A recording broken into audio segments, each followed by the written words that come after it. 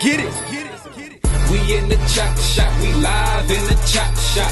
We talking sports talk, we live in the chop shop. We in the chop shop, I'm talking sports talk. So turn your dials up, it's live in the chop shop. We in the chop shop, we live in the chop shop. We talking sports talk, we live in the chop shop. We in the chop shop, I'm talking sports talk. So turn your dials up, it's live in the chop shop.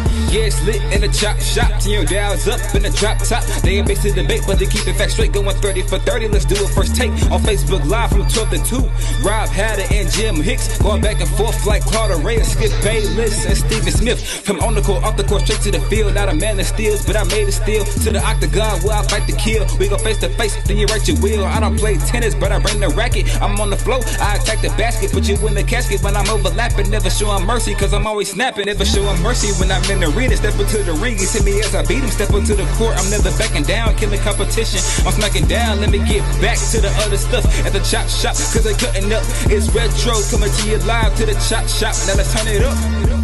Yeah, we in the chop shop, man. Shout out to Jim Hicks and Rob Hatter. You can catch the chop shop live from 12 to 2 on Facebook Live. Let's get it. We in the chop shop, we live in the chop shop. We talking sports talk, we live in the chop shop. We in the chop shop, I'm talking sports talk. So turn your dials up, it's live in the chop shop. We in the chop shop, we live in the chop shop. We talking sports talk, we live in the chop shop. We in the chop shop, I'm talking sports talk. So turn your dials up, it's live in the chop shop.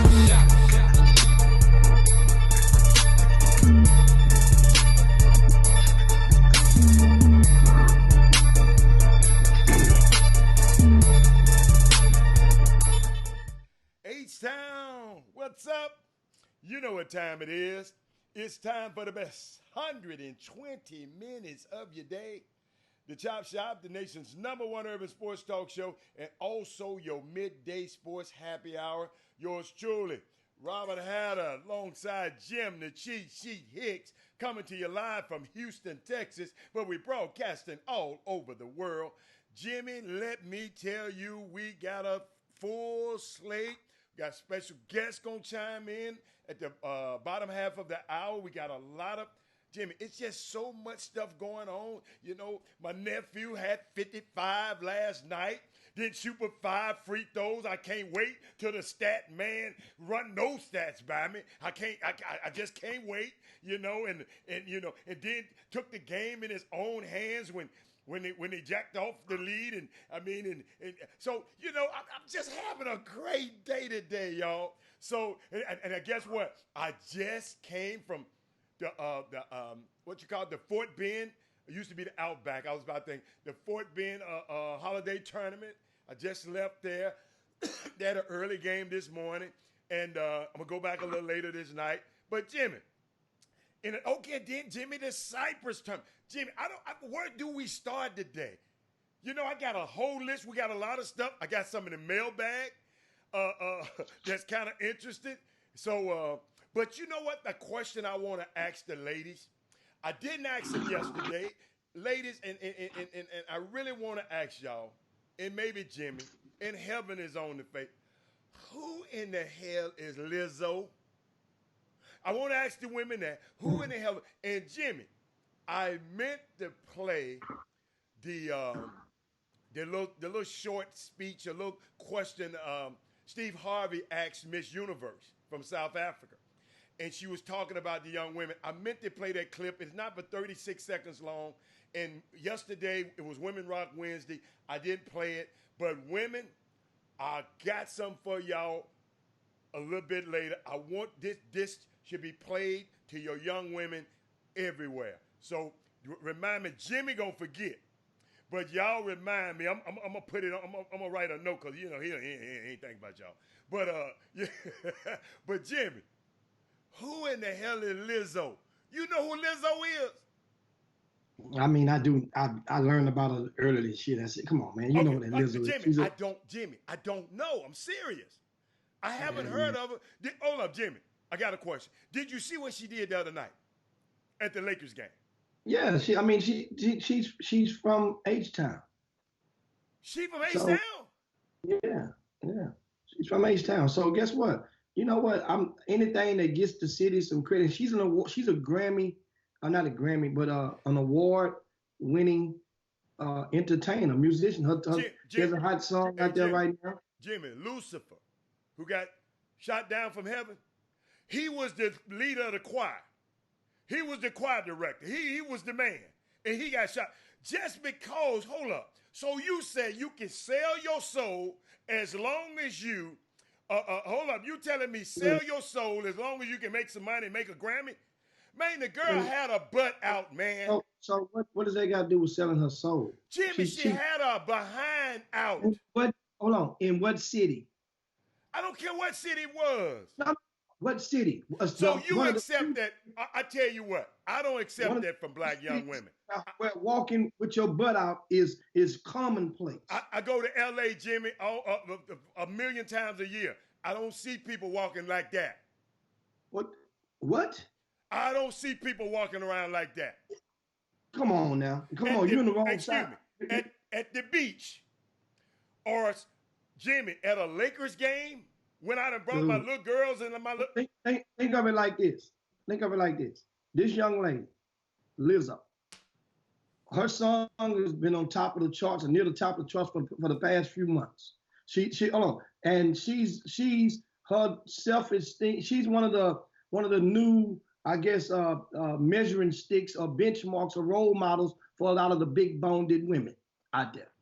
So what she's doing, think about this. In the art of attempting to sell and influence people to buy into your brand, think about how much free advertising she got over the past 72 hours. I guarantee you. So she had to get butt naked to get that. So that's what you saying. Guess what? She didn't show no. You know what? We got two different value systems. I got a daughter. She better not ever do that. Okay, tell me this. So if you go to the beach, she had a thong on. So if you go to the beach, you're gonna see the same thong. That's the thing about today's society. She didn't have no breasts. She didn't have nothing else out besides her backside. That's the Jimmy, going to the beach. Now, Jimmy, I understand. You got a different value system than I do. I don't like that. I thought it was tacky. Okay, guess what? For people that don't like it, then those are people that's just not going to support it or turn the other way or just or voice your displeasure. But guess what? Her hometown team, the Rockets, sent a tweet out and said, "You are invited to come and shake that tail feather with us anytime." She replied. I saw that. Hold on. She replied and say, "I'm coming there with a cowbell on that back there and shaking it up and guess what?" And that's cute to you. Okay, all right, it's all right. You know what? I asked the wrong person. I really wasn't talking to you. I was really talking to the Boom Boom Room. And maybe they feel the way you do. I just don't. That's just, dude. Oh my, dude. I didn't know who she was before it happened, and I definitely don't want to know who she is after. So hold on now, Paul. We go to the Boom Boom Room, okay, to the jury, and see what you guys think about it before we get into a lot of sports. Because it's related to sports because this happened during an NBA basketball game. So that's why we're talking about. We opening up talking about Lizzo. Heaven says that Lizzo was on Instagram crying about it. Now, here's the thing. Crying about what? Let us know what she was crying about. Heaven. And if they have a link, can you post the link of that in the Boom Boom Room? Here's my thing. If she was crying about it, which I don't have no reason not to believe, but if she was, that contradicts the abundance of self-esteem that she has for what she's consciously doing.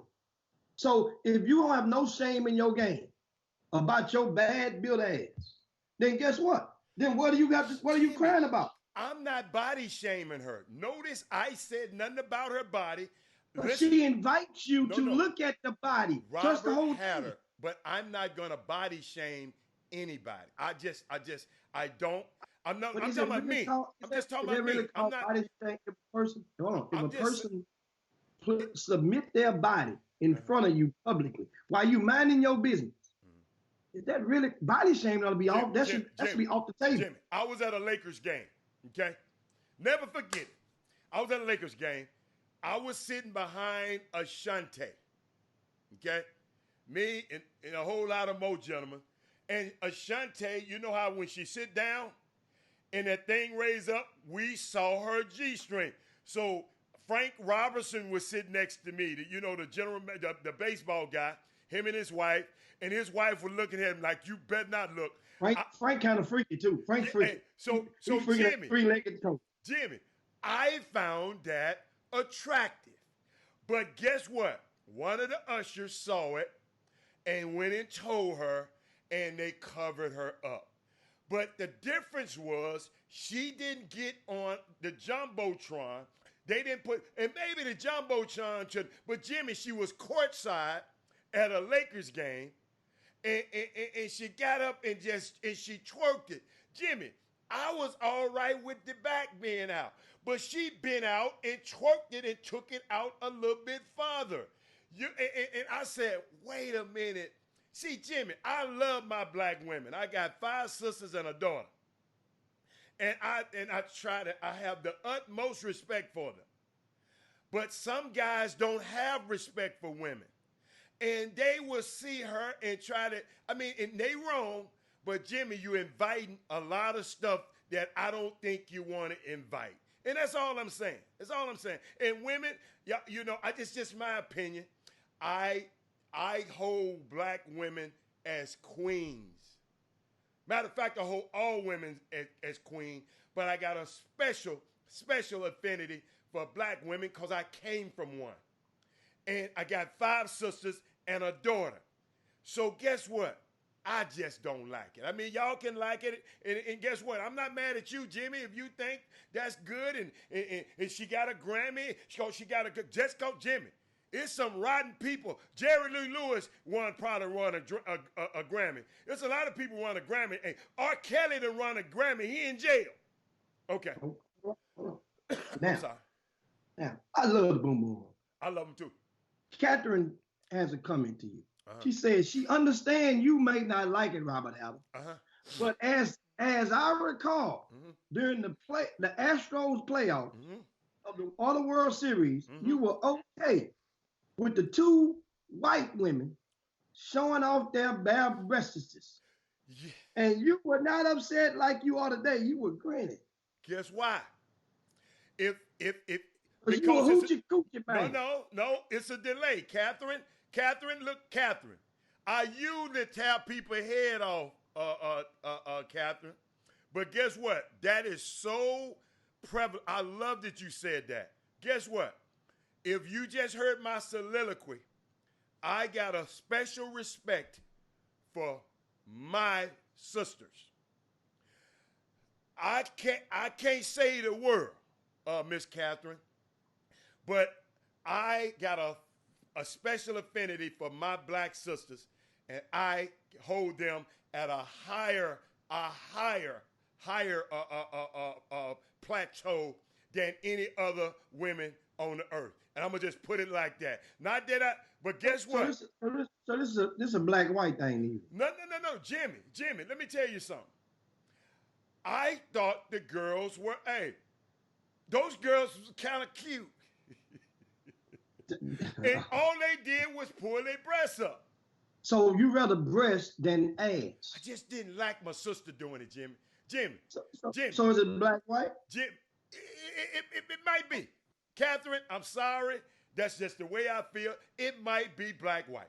Jimmy, she did the equivalent. She mooned the Staples Center. Yeah, that's the equivalent to a moon. And she gave a casual moon as she strolled through that. And Jimmy, I love Catherine. Catherine just don't know. Now I know people out there listen to me. Catherine, at first I didn't think y'all were listening to me, but Catherine, you just made my day. Thank you. But yes, I didn't mind. Hey, let me tell you something, Catherine. I didn't mind them girls doing it. I didn't mind because I really don't care about those girls as much. But this young lady right here, she got the hue of my daughter. She looked like my daughter. She looks like my sister. So yes, I am a little. And guess what? And not that I'm against another race. It's just Catherine. And I want y'all to hear this good. I just love my people so much. Not that don't take away from nobody else. I just love my people. And I'm sure, Lori, I know anytime somebody say something against me, you the first one that's running your mouth and posting it. I'm not going to let you off the hook. Anytime somebody say, thank you, Catherine. Just don't, hey, Lori, just don't you do it. You off the chain, boom, boom, boom. Yeah. She says, I said she mooned the entire Staples Center. Ricky Scott says, no, that was a full moon. Jimmy, let me tell you something, Jimmy. Hey, I wish you had a daughter.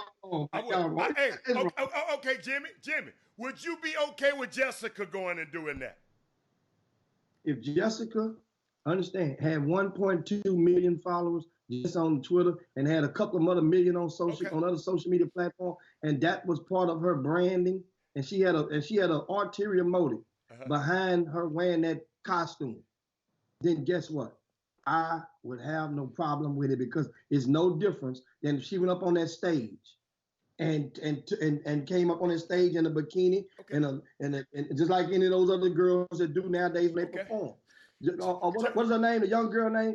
What is it? The Stallion? Megan Thee Stallion? Okay. So it's not much. It's the place. That's what the thing is. The place. That's what I said. The place, Jimmy. What? Understand? But that's in LA. They got a whole different set of rules. Because guess what? In LA, that's where little boys that wear black fingernail polish go walk around there with black eyeliners, go walk around there holding hands with each other, like Magic Johnson's son, and sit right there on the front row with his boyfriend about 2 weeks ago at the ball game. That's where that happens. It happens everywhere, but it happens with no shame in the game. Heaven said something real key.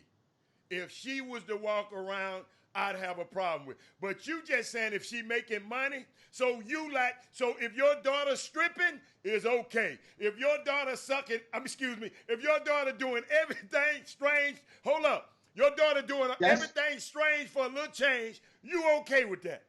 That ain't everything strange. That's not out of her character. That's what she's been doing this type of stuff. That's what I'm saying. Certain people. What? It's new to me, Jimmy. If that was Yolanda Adams that walked through the thing, then you're like, oh, this what she does. No. Yolanda Adams, no. But Jimmy, difference in you and I hold all black women. I hold all black women to a higher standard. I'm sorry. I'm sorry. And that's just the way. Miss Catherine, that's just the way I am. Little Becky, she can go do it all she wanna. I can't control little Becky. I don't have that affinity for Lil Becky.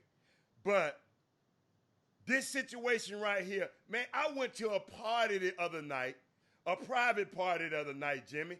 And guess what? Those women were dressed and it was a party. And they could have been naked and it would have been okay. Lil Mama was out of pocket, in my opinion, but I love her. Guess what? She got me talking about her. I've never talked about her. I don't know who she is. But happy birthday to Lori Dawson, my biggest hater on the Chop Shop, other than the ones, them other ones. But at least she be on here and show me she hate me. But a shout out to Lori Dawson. Happy birthday. Her birthday is tomorrow, but we will not be on air tomorrow. And guess what, Lori? Hold on a minute, and I'm going to flash it across the screen. Happy birthday, Lord. Just hold on a minute. Jimmy, so where we going to go from there? Before we move on, I want to go and give a special shout out for tomorrow. And then I'm going to pose the question first and give a time before we move on. And I see Sandra has just logged on. Uh-oh. And I want to let Sandra, I want to get her thought on what she feels. Because Heaven and Post thought, she started walking around with her goods. I don't say nothing. That's right. What do you think about Lizzo giving a full moon, as Ricky Scott would say, to the Staples Center during the Lakers game? Is you okay with that? Mind you, she was on one of the morning shows a nationally broadcast show this morning. She's got tons of press ever since. People that didn't know who she was have found out who she was now. Understand, if that was behind her reasoning, how do you feel about the move? She didn't show no tops, didn't show no bottoms. She just showed her buttocks, and well, you know, Jim, full eclipse. and her back. Hold up, Jimmy, and the small of her back. That's an oxymoron. Ain't no such thing as small in anything on this. Jimmy, I'm not body shaming this girl. I don't mind it, Jimmy. Jimmy, it would have been them same girl. Hold up. If it would have been those same girls who were at the Astros birthday party, at Astros baseball game, I wouldn't have said anything about it. But Jimmy, I just didn't like that for her. I just didn't. I'm sorry, y'all. I'm old-fashioned. You know, I like the kind of. I'm a hunter. You're right. I like to go out and hunt mine. I never had a deer just come and jump in my lap. I like to do the hunting. I don't like you doing that. So that's all. So speaking of NBA games, of course, the Lakers, they continued their winning way last night with a 96-87 win over the Orlando Magic. The Lakers guys, if you're paying attention, they are 22-3 on the season. Lakers are continuing to groove. We knew they would be good. We didn't know they would be this good. And remember, Avery Bradley he hadn't even returned yet. He's expected to return, I think. He returned last night. Yes, he did. I did see him in the game last night. Avery Bradley had his first game back last night after being out. Rondo is the one who didn't play last night. So without Rondo, without Quinn Cook last night, understand these are supplementary secondary guys. Yeah. But what I'm saying, meaning that they're just utilizing and trying to find their base. And does Frank Vogel get credit for what is transpiring through the first 25 games of the season with the Los Angeles Lakers? Remember now, we threw him out for heavy trash with the Cleveland Cavaliers. Now, mind you, this team is definitely more talented. He wasn't with Cavaliers, Jimmy. He was with Indiana. I'm sorry, with the Pacers. Yeah. But mind you, this team is much more talented than the Pacers when he was there. Understand that. But does it feel like he's getting a lack of credit for what's going on? Or is it just Jimmy, he would have been getting all the blame. You're right. He would have been getting all the blame if it would. Jimmy, long as they got those two monsters, they are in good shape. Long as they got LeBron James and Anthony Davis and the way they're playing with each other and the way it's just, Jimmy, how can you, Jimmy, you got to double LeBron. You got to double AD. Jimmy, that means somebody is wide open.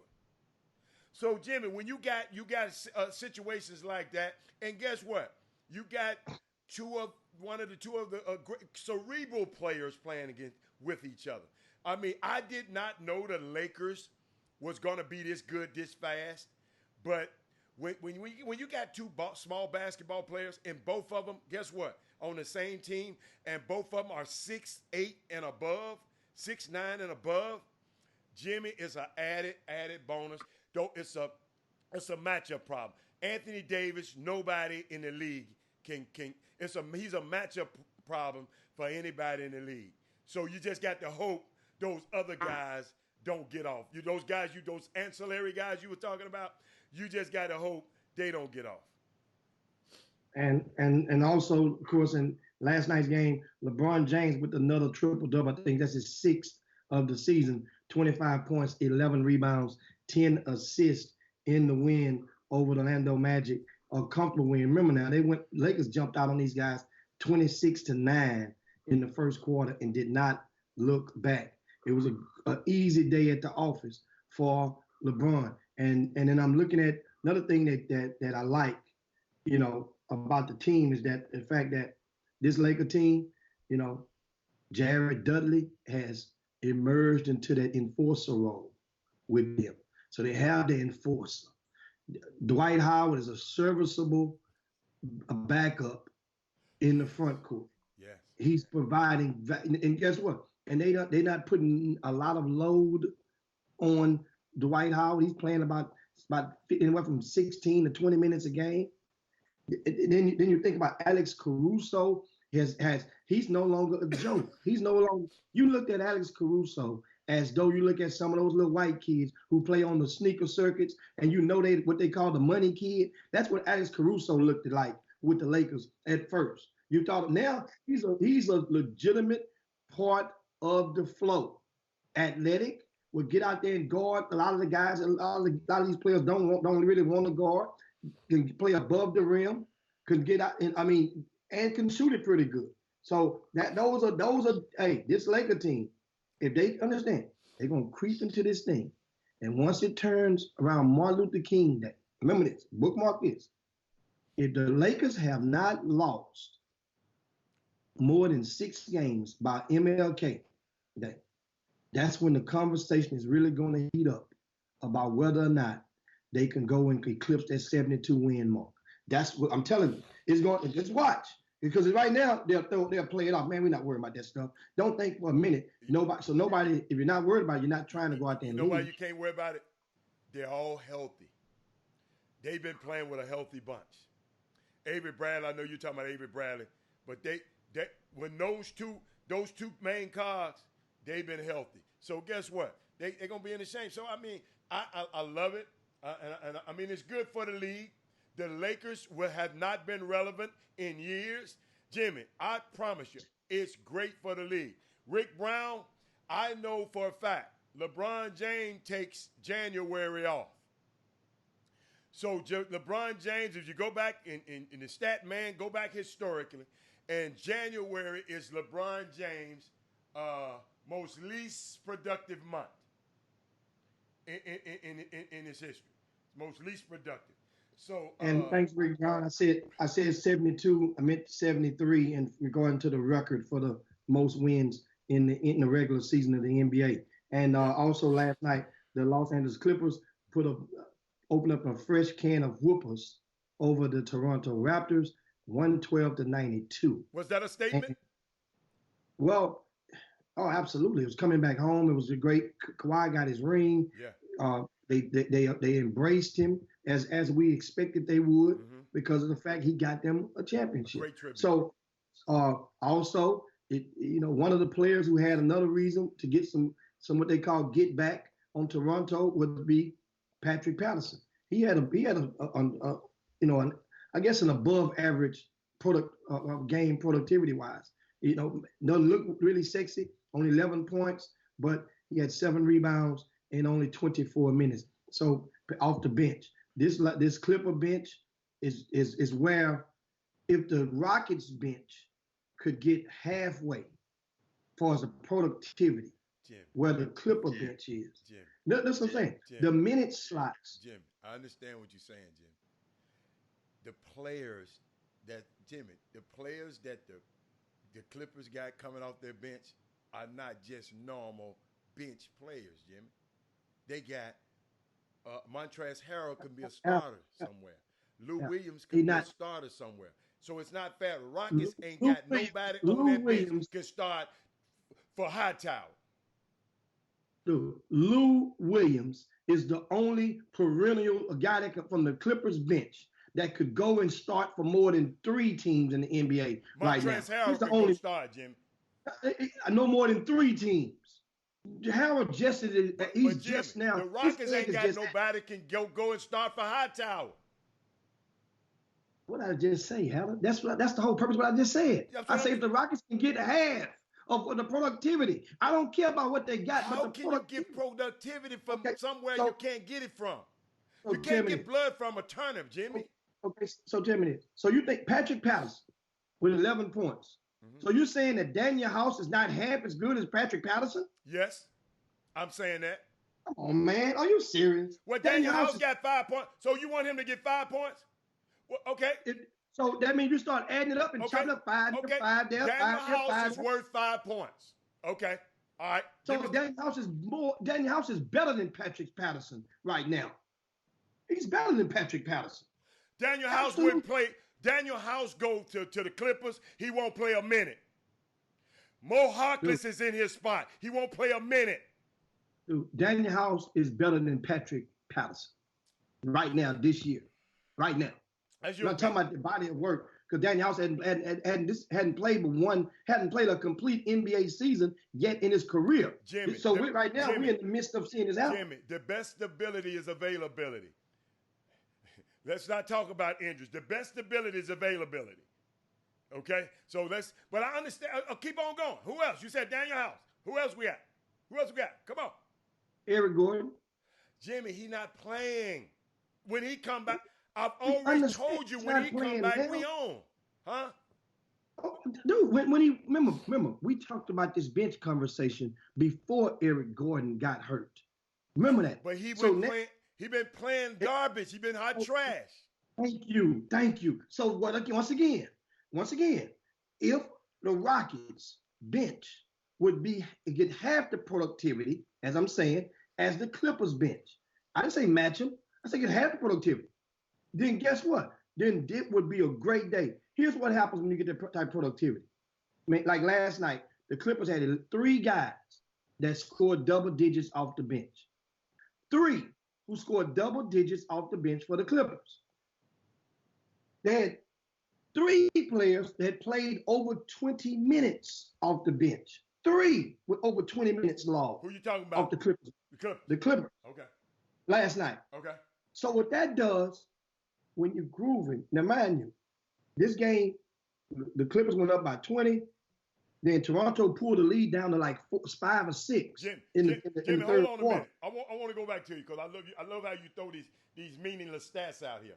Now, what did you just say about the guys come out? They had 3 players off the bench to do what?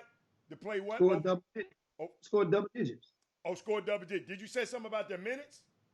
I said 3 of the players off the bench had over 20 minutes logged. Okay, but guess what?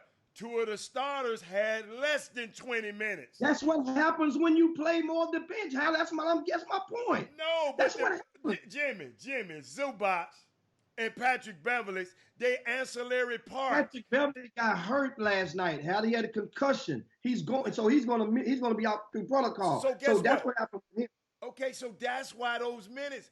I mean, I'm just but you always throw those minutes out there like so if the bench playing minutes, a lot of minutes, that means somebody on the starting. That means That means less load management on the starting lineup by default. That's what that means. That's another language of saying that's basically what that means, because it's a 0-sum game on the minutes. It's a 48-minute game in the NBA. So that means for every minute that you don't play, somebody else is playing for that off the bench. That's what that means. Yes. And you look at it as far as the productivity.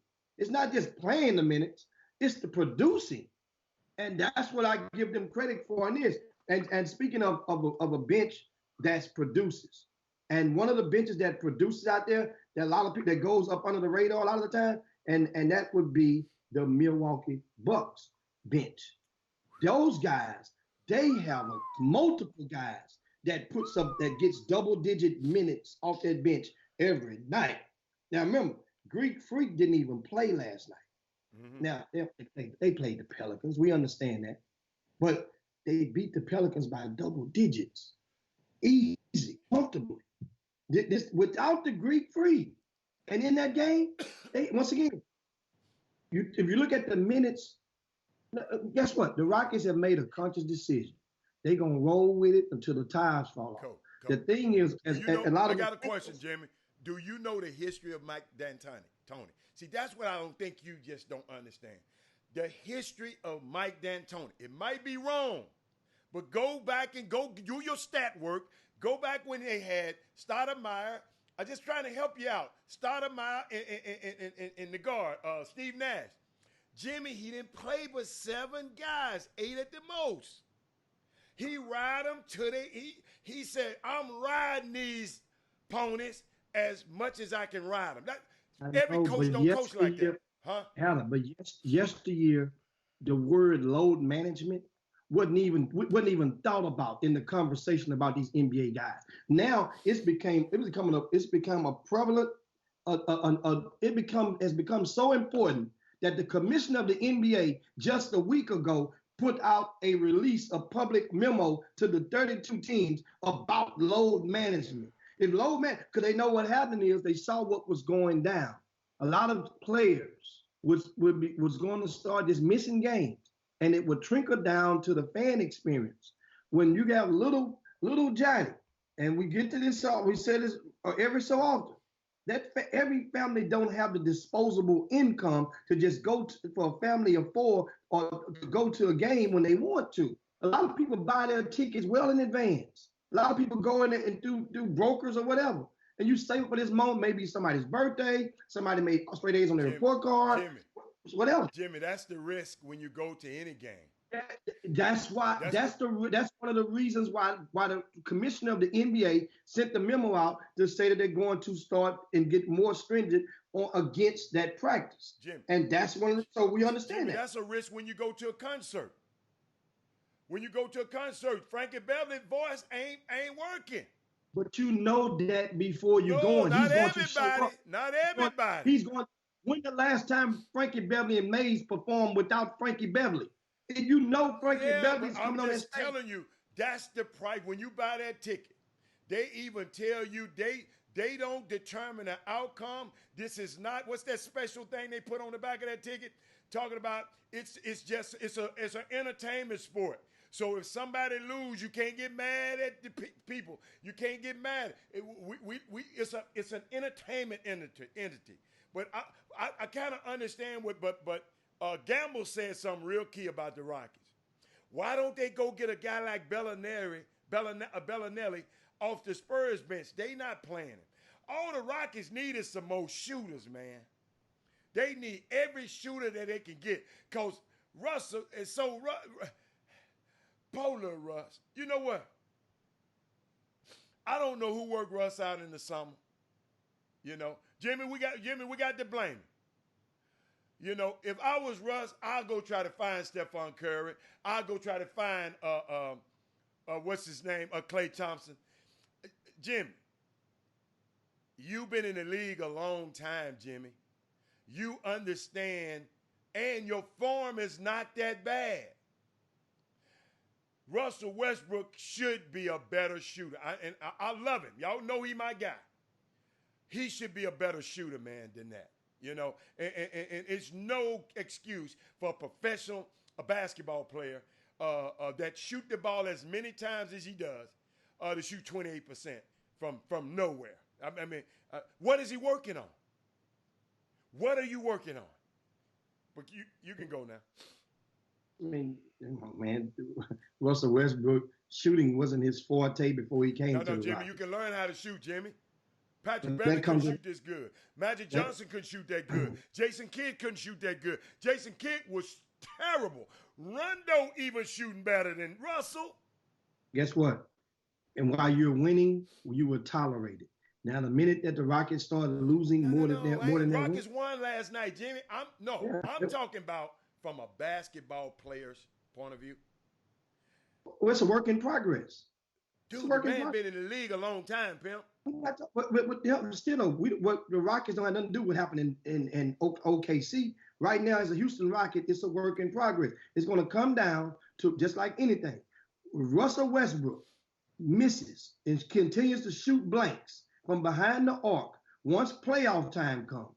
Trust me, Russell Westbrook is going to have a whole different outlook toward the city of Houston once he feels the wrath of everybody getting on his ass in the same breath, because that's all it would be now. Remember that. That's what it's going to come down to. He's going to be able to make his mark. Do what you want to do. Run all around the house in the regular season, because it looks like right now the Rockets will make the playoffs with their eyes closed. Now, the thing is home court advantage. That's what that's what the Rockets would be shooting for, and little losses like the other night that in the game that failed to get overturned, that will come back to bite them, because it's going to be, just as every year, when it comes to that third, fourth, fifth, sixth slot, it's going to be a game and a half, 2 games max will separate those teams and going into the postseason. Guess who won last night? Who that? The Knicks. Knicks beat Golden State, didn't they? They almost smoked that game up. Oh my God. The New York Knicks was up by 20. Yeah. against the Golden State Warriors and messed around and end up winning by 124 to 122 in overtime. I got a question. Now let's look at that box. Tell me what's significant about their minutes. Click on there and tell me about the minutes of this game. Who, Golden State? Who you talking about? Any game, because you know you the minute man. Well, New York Knicks in their win last night. Remember they have a different motive. They have an interim coach that is just his job right now. Probably he has little say so on how many minutes is being logged, because they're trying to give people enough playing time so they can package and get some stuff together while they go for James Wiseman to come in this paint next year, the lotto ball. That's what. So when this game with the Golden State Warriors and New York Knicks, both of those guys are playing for lotto balls. It's not the same ideology as far as a rotation of a bench that's being productive. So, but for the sake of just looking at it, once again, Mikal Robinson, 30 minutes off the bench. Eldridge Payton, 30 minutes off the bench. Portis, 24 minutes off the bench. You know, Damon Dotson and Knox, 17 minutes apiece. You know, that bench produced over 40 points off the bench. For example, when the Rockets won last night, you know how many bench? How do you tell me? How many bench points did the Rockets combine for in that win last night? Watch this. It's going to trip you out. It's going to trip you out. It was under 15 points. I guarantee you. Jimmy, under we 15 know the points. Rockets bench is terrible. You just got through talking about them. No, but McLemore didn't start last night. Didn't he just go 27, 28 points? 2 games in a row? I told you that was fool's gold long time ago. And you come talking about it. Wait, you had Freeman. How many points did McLemore score last night? Jimmy, I told you that was fool's gold. We can't expect, I said, you can't expect it because you come bragging about Chris Clemens. Chris Clemens, he had 19 points. Jimmy. That was game 3. I understand, but you bragged about it. No, my thing with him is if a person does that, then your usage rate should go up on them and you should reward them at least with more opportunity. That's what they did. And the Rockets did that. They did just that with McLemore. They did just that. McLemore played 33 minutes last night, Jim.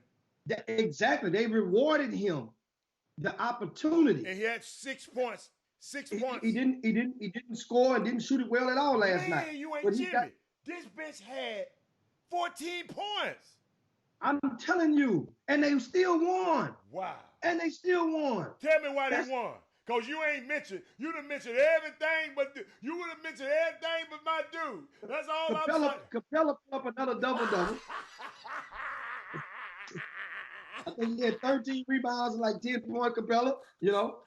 Keep going. Keep going. Russ had a nice stat. Russ had about 23, 24 points, about 6 assists, something like that. Keep going. You know. Keep PJ going. Tucker had about 8 points. Daniel House had about 6 or 8, something like that. Keep going. Hold up, y'all. He ain't gonna say it. He ain't gonna say it. Hold on. I wrote it in my notes. He ain't gonna say it. I can't believe. Okay. He the only player he's one of only 3 players in the history of the NBA to have 50-point games against at least 15 different franchises. The only other two players are Kobe Bryant and James and Michael Jordan. He dropped 55 last night without taking more than 5 free throws. What would the people say now? Let's start appreciating this man and his talents. Jimmy, he's an artist on the court. Jimmy, I know you don't like Picasso. I know you don't like the Mona Lisa. I know you don't like Rodin. I know you don't like... Yeah, Jimmy, I understand. I understand. But that dude there, man, that dude, they're doing some stuff. You don't even have to like him. That dude, they're doing some stuff, man. You know what he told them dudes last night? He was sitting on the bench, and what's the team? They scored. What's the team they played last night? I forgot the team. They scored 24 straight points. James said, "Oh, okay, all right, okay, I'm gonna take over." Jimmy, he's an artist, man. Come on, Jimmy. He's a Picasso. So now, since you didn't want to call his name, and y'all, in case y'all didn't know, I'm talking about James Harden, Mr. 55. He gave him a double nickel last night. Now, what's the next topic? Hey, one thing you have to understand, James Harden is performing at a supreme level right now. The thing is the bigger picture, and guess what? It with a lot of people, they're just saying save some of that. Make sure you have some of that in your tank when the postseason comes. That's all the fans are saying. He always show up. We need to be telling them other dudes. Hold on. He always shows up when? In the play, Jimmy, he shows up. He averages 30 in the playoffs also. Yeah. Let's go back to 3 years ago. Oh, my. San Antonio. 3 years ago? We can go back to this year in 2019 if you want to. Okay, what happened? I just want to start you back. He averaged 30 in the playoffs. See, you're talking about what he averaged. That's all I can go by. Jimmy, aren't you the numbers guy? It's about showing up when it matters most in the postseason. This ain't an average contest. It's about showing up. And there's been people have questioned his heart to the point. Remember now, he lost the game. Jimmy. And went straight to the strip club and made a video, made a movie. Your shoulders get real heavy from carrying these bombs, these D-leaguers, these G-leaguers for so long. Hey, let me tell you something. Your shoulders get weary. Jimmy, come on, man. Come on now. You know, and I understand that's y'all's only gripe. That's y'all only gripe. What do you mean? That's the one that got you to the finals. He done been to the finals before. He done been to the conference finals a couple times. Jimmy, let me tell you something, Jimmy. If I wish he was like LeBron. Thank you. Yeah. Okay, average. Okay, Fob, the first 3 quarters. But Fob, you and the rest of these guys on this team don't average nothing. That's the point I'm trying to say. Y'all like I said, y'all better appreciate it while you got it. Because he could be like LeBron. Hey, I need somebody to come play with me. Anthony Davis. Hey, hold up, y'all. Hey, Rich Paul. Let's go get friends with Anthony Davis, sign him to our company, and he had to come where we go. Oh, let's go get friends with this. Let's go. James Harden just said, look here. Dude. Facts are facts, Harold. Stop, man. Stop. James Harden has repeatedly not showed up when it mattered most in the postseason. What you're doing is you're accumulating all of the playoffs rounds together. I said when it matters most. Jimmy. So the round that they win in, that he get, and you're gonna take it and roll that over into the next round. Listen, last year it was the Warriors, right? You're hijacking my narrative. In 2000, You're hijacking my narrative. Dude, ain't no hijacking a narrative. We talking about it showing up or not. Remember, 2 seasons ago when I told you, back in 2017, when they played the Spurs, mind you, the Rockets played the Spurs, and this dude basically fouled out on purpose and quit. The Spurs didn't have Kawhi or Tony Parker in that game. They said they were going to rest one of them guys. They said they'd go back to San Antonio and then wrap it up in. You know what? You glossed all over what I said. At least he ain't whining. I need somebody to play with me. He did whine. I need somebody to play with me. I ain't got nobody. I need Dwayne Wade and Chris Bosh for me to go. Not 1, not 2, not 3, not no. Jimmy. Do you understand what it means when people of your Hall of Famers, after you play a home game in the playoffs, and they say that you quit? They say you quit. Man, these Hall of Famers are deranged, man. Come on. These Hall of Famers are deranged. Come on, man. Jimmy, now wait a minute. You want to talk about the ignorant stuff some of these Hall of Famers just said? About James Harden? They living in a time warp. But Jimmy, I've heard the same. I heard some Hall of Famers say the same thing. Say he's great. It's going. Jimmy, I didn't say not one time. Let me repeat this, y'all. So y'all won't get this. I ain't never said James Harden finna win no championship. Not one time did I ever say he. I rather go watch him play than a lot of them clowns, most of them clowns in that league. That's all I'm saying. I love the way he plays the game and scores the game of basketball. I love scoring because I'm smart enough to know I'm not a fan. I know it ain't going to be but one winner at the end of this year, and all the other 29 teams going to lose. Let me repeat that for the people in the back. At the end of this year, ain't going to be but one champion. And if you go back in the last 20 years, all the same teams win the championships mostly at the same time. It was an outlier last year when Toronto won. Toronto got lucky and won because of the injuries. That's all I'm trying to tell y'all. I am admiring when I can turn on that TV and this guy is doing stuff that I've never seen happen before. I've seen. Let me tell you. Let me explain to you what and sum it up. How you look at James Harden. You know, sometimes you look at high school players and you're evaluating players, and a lot of times you guys may hear the term does what he do, does it translates to college basketball? Does it translates to the next level? And then you might hear grown-ups say, well, man, he hit that layup, but how many of them was college buckets? You know, does that translate? What he just did, and you hear other people say, man, that move right there translates. Everything he did on that floor tonight translates to the next level, right? What James Harden does in the regular season, it does not translate to the postseason. That's all we need him to do. Just make some of your stuff, make your numbers in the regular season, make them translate over. LeBron, it translates over. Steph Curry, it translates over. Kevin Durant, it translates over. Kawhi Leonard, what he did, it translates to the postseason. That's what the thing is. Dude. Ain't nothing going to translate over. Hey, that was a load of crap that you just said. Dude, I just flushed that. Everything you just said, I just flushed that. Dude, James Harden is a postseason con. I'm just flushing that. I'm flushing that. Jimmy, come on. Jimmy, all I can tell you, when you go watch the postseason games, his whole team does not play up to their standards. Listen, to win a championship. It's not just him. Jimmy, LeBron done proved to you, I can't win this thing if I can't go get my dudes. James Harden just ain't the guy. James Harden just ain't a guy that's finna go beg people to come play with him. And come on, Jimmy. Come on, man. Y'all. Anthony Favre said something.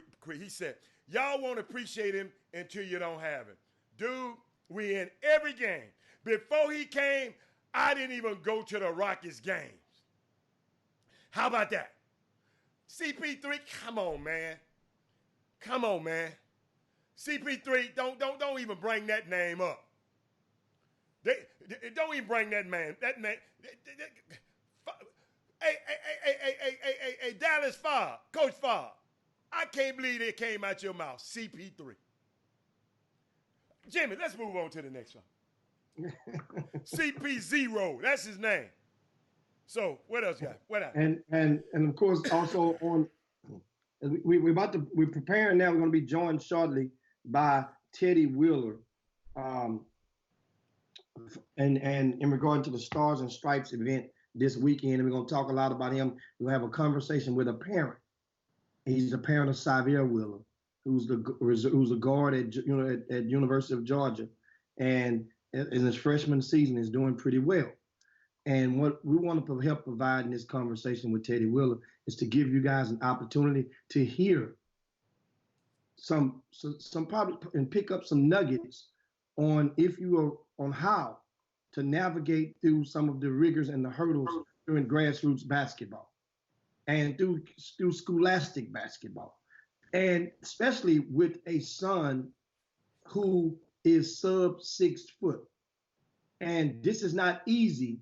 Because remember, Chris Walker gave you guys the numbers, and we broke them down about 2 or 3 months ago about how many, the mean of players that signed Division I scholarships from the entire state of Texas that were under 6 foot tall.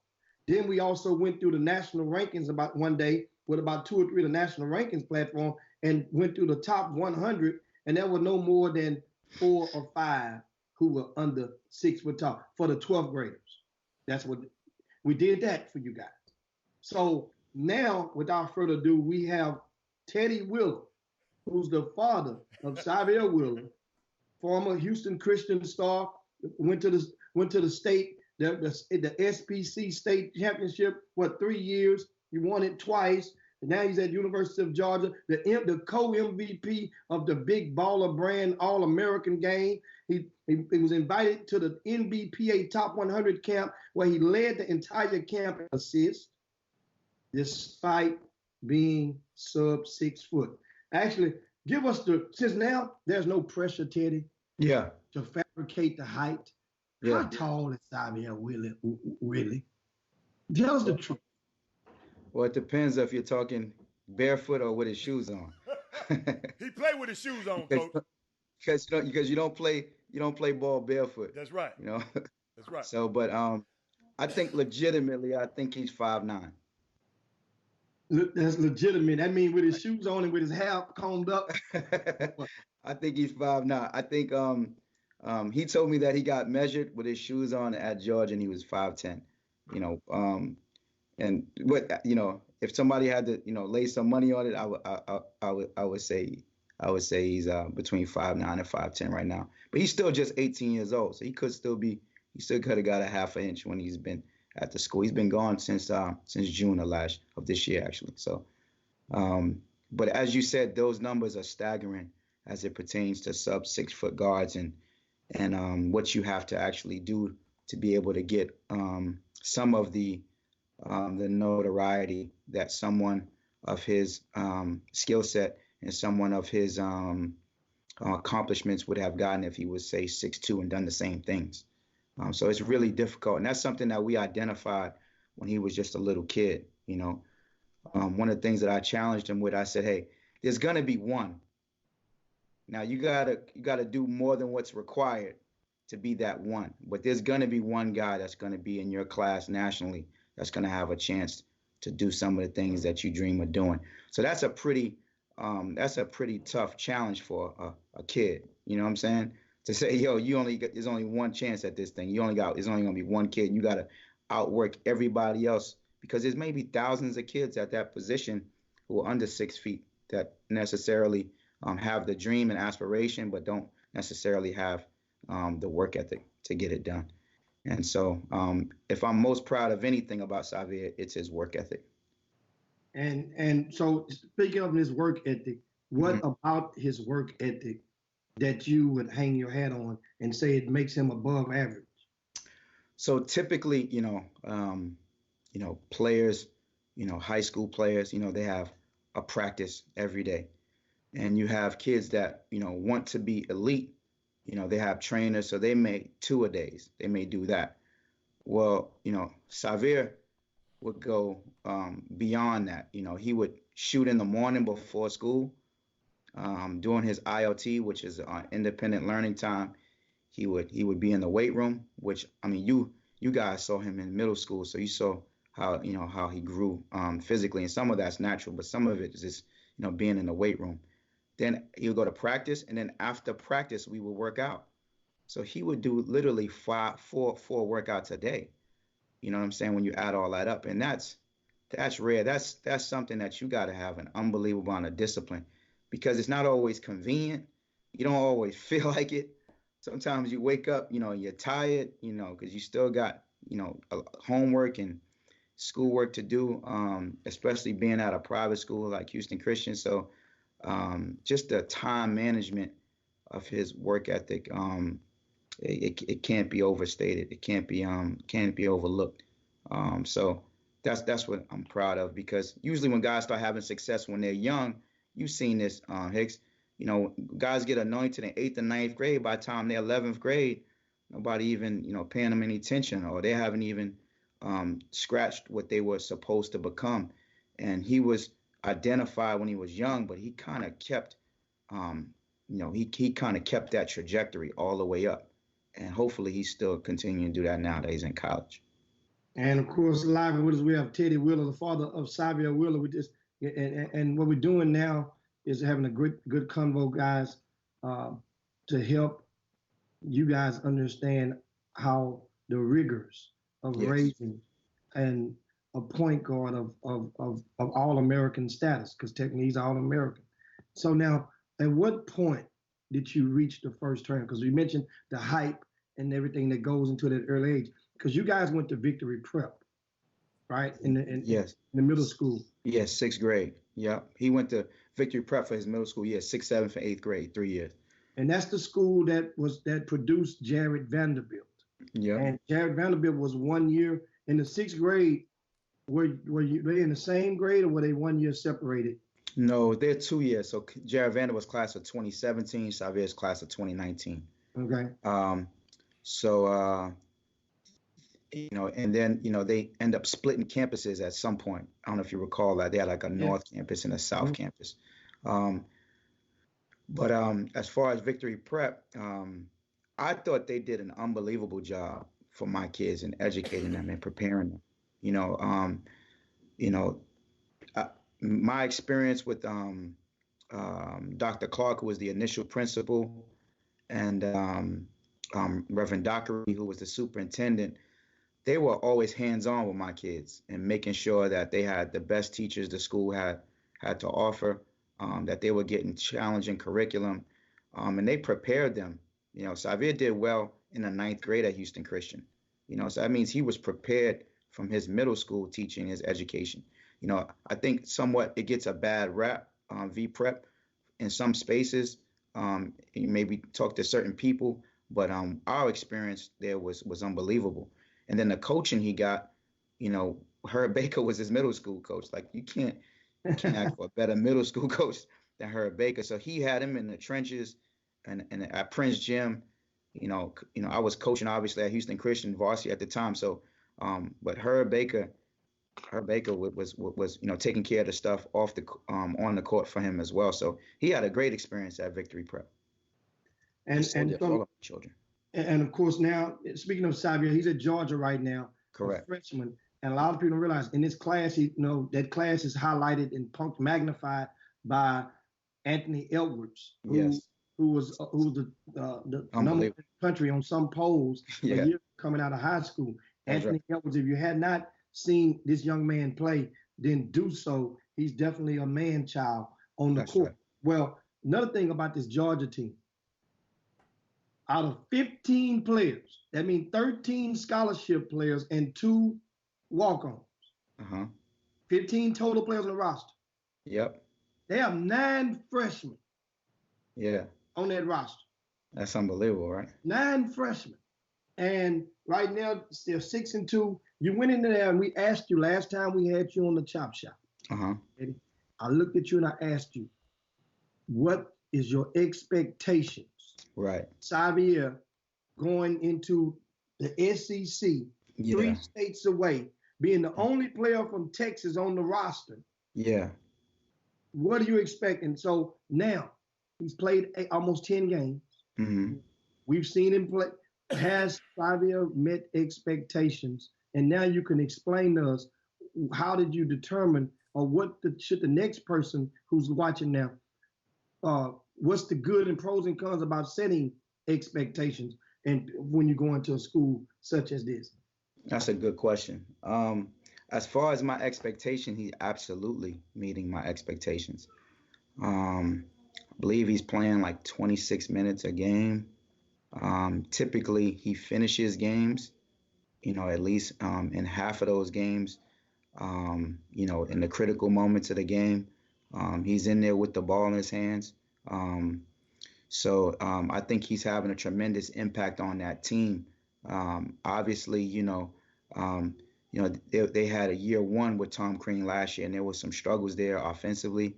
I think they were like on the bottom of the, Power 5 in offense and turnovers and things that really point guard play can really change a lot of that, as far as your pace and as far as your, assist to turnover ratio and things like that. And he's doing a fantastic job. I think they're number 1 in the SEC right now in total offense.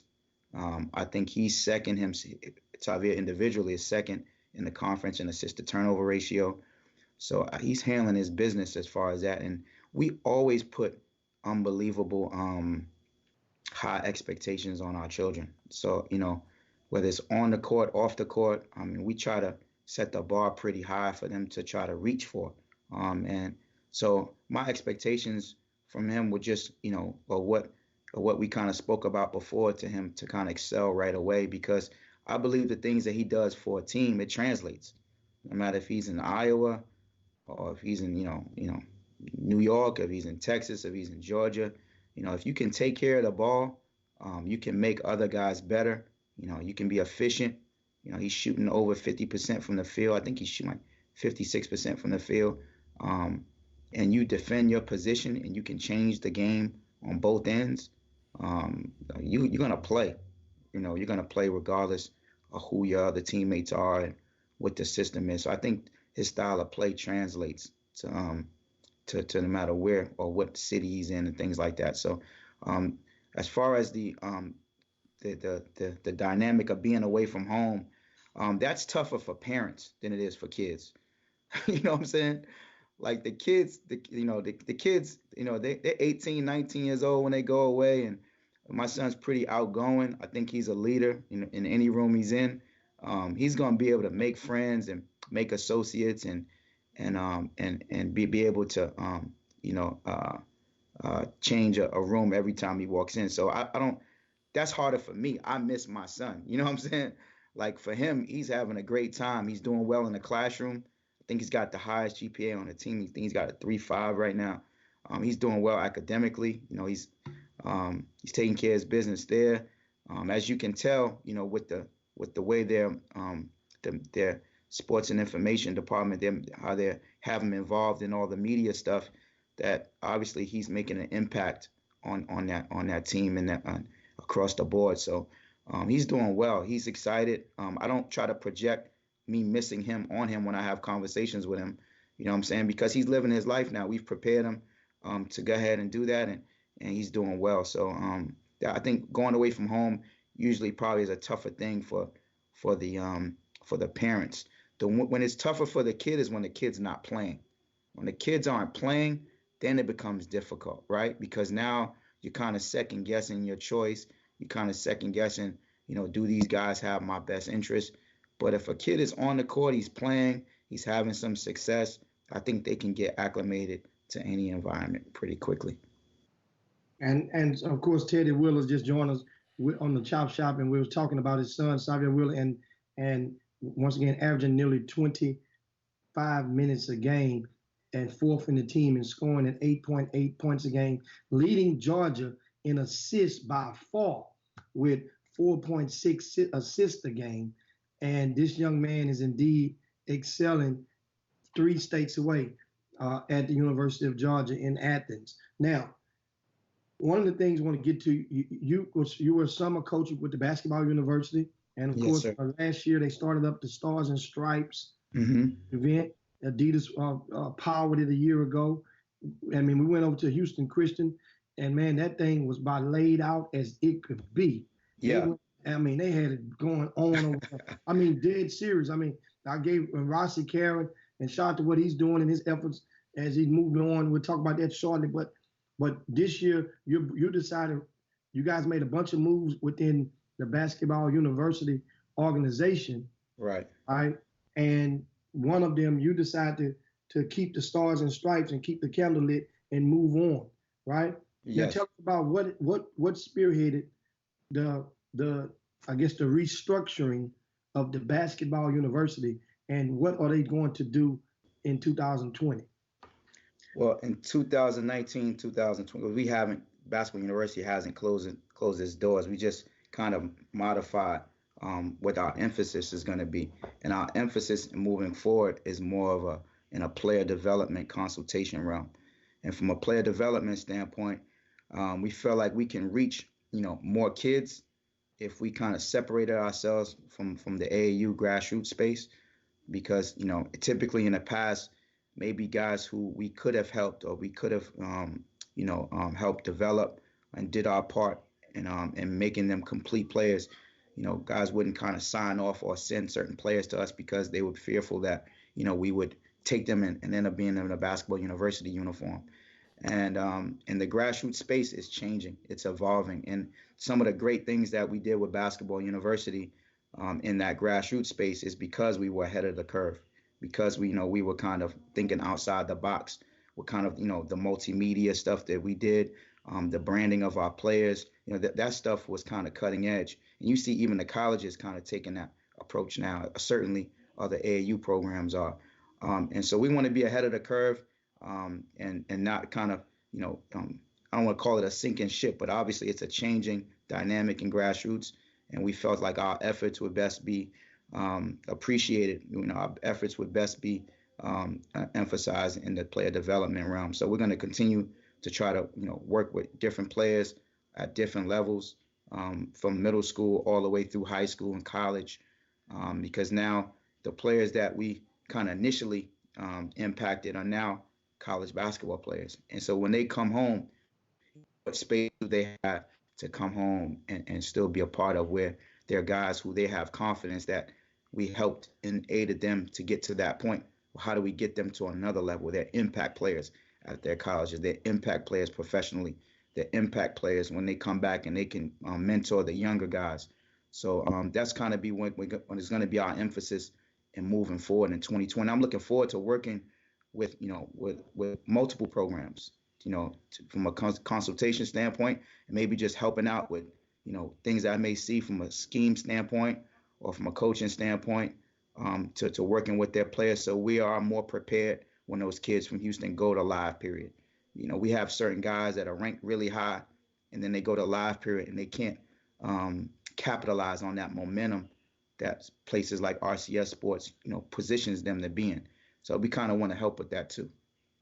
And so now, so does that mean, are you going to have a scouting service or a recruiting service? No. I'm not going to have a scouting service. But just, being able to have conversations like this on a more of a private level with individual families and players. Like, there's having a player like Xavier or some of these other guys, I just keep it on my son because I don't want to take credit for anybody else. But, you don't just show up and be Xavier Wheeler, right? You don't just show up and be Miller Kopp. You know what I'm saying? Like, it takes some conversations to some decisions that are critical, and to be able to help those guys and help them understand what they need to be able to emphasize on the court, that's going to help them get to the spot that they want to be in, is important. So I think that's a component that we can assist people with as well, because a player may hear 4 or 5 different opinions on what they need to be doing in order to get to the high major level or get a Division I scholarship, and it may not always be what they're hearing from one voice. So to be able to have an educated opinion on it and be able to share that, I think helps. I'm proud of some of the things that we've done with guys who weren't getting Division I reputations. You know what I'm saying? Whether it's Colin Warren at McNeese, or whether it's Davion Coleman going to University of Illinois Chicago.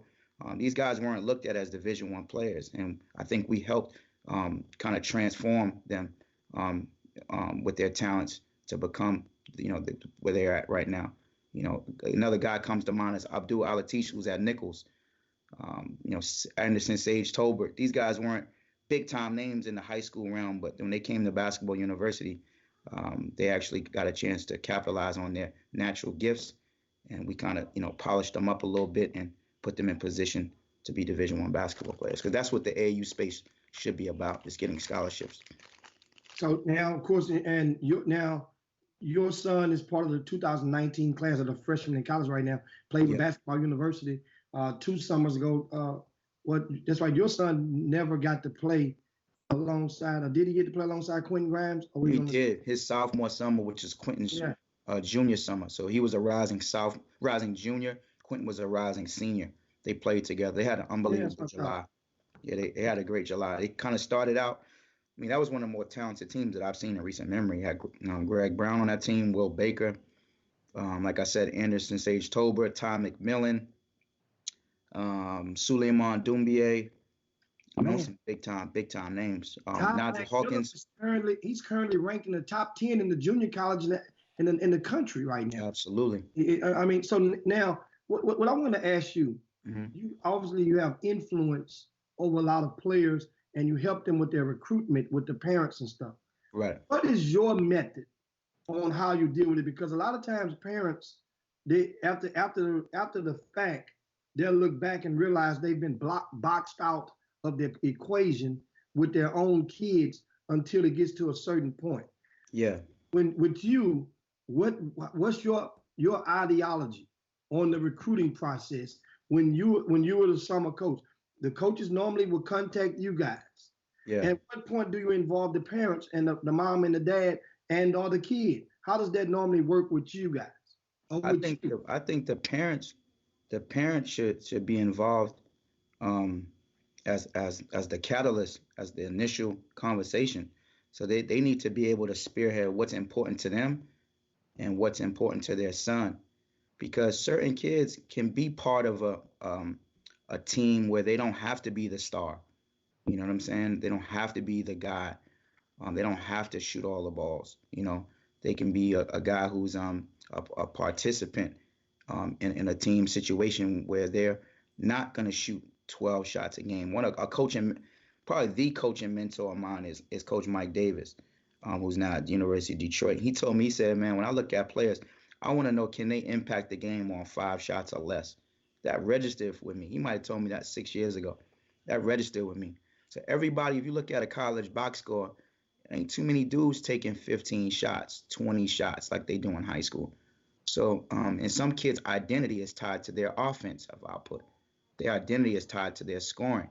So if that's more important to you, well, you need to look at a school or a roster that's going to need your scoring right away.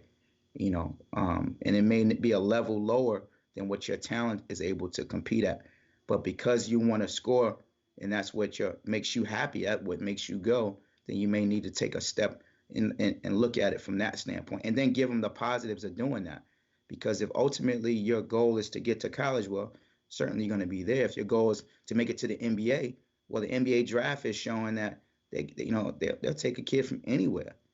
You don't have to be from a Power 5 school to get to the NBA. You don't have to, score 25 points to get to the NBA either. So I think the parents need to come up with an idea or a checklist of what's important to them. It may be proximity to home. That was something that was important to my family early on. It may be the style of play.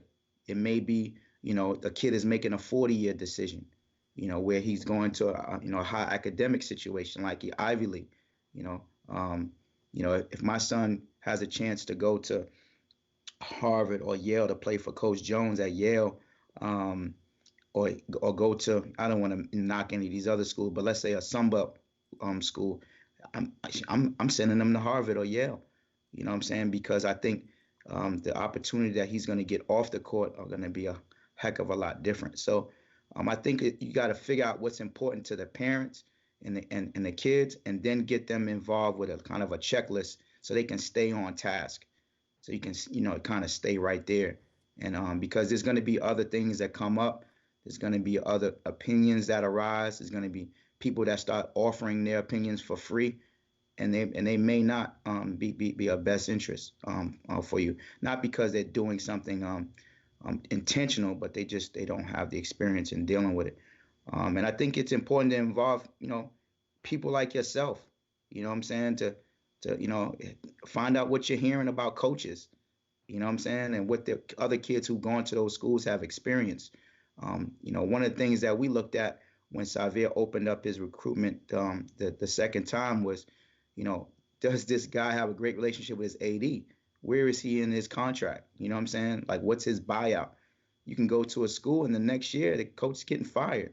Well, sometimes the writing is on the wall if you start asking people. How can they find that out? How can the parents find that info out? It takes some digging. You know what I'm saying? But if you with social media being what it is and Google being what it is, what the narrative amongst those programs is. Yeah. You know what I'm saying?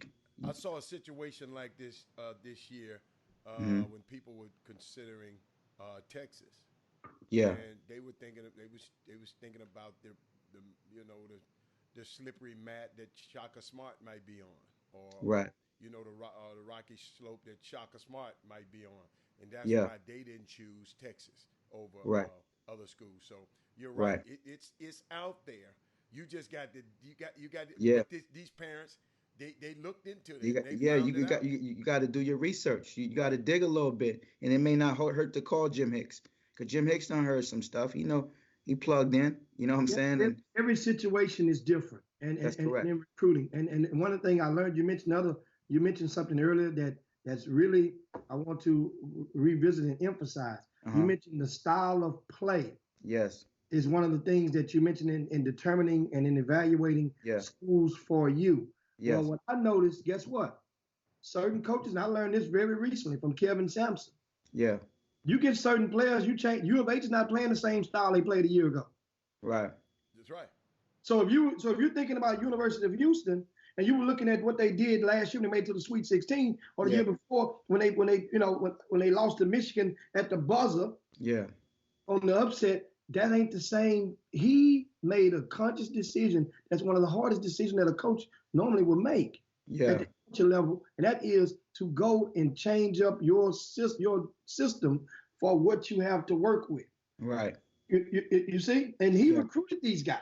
His Yeah. staff recruited these guys. So Yeah. normally you're going to get players that fit into your pegs, that fit into your designated holes. Yeah. So that's something that I want to caution and warn people.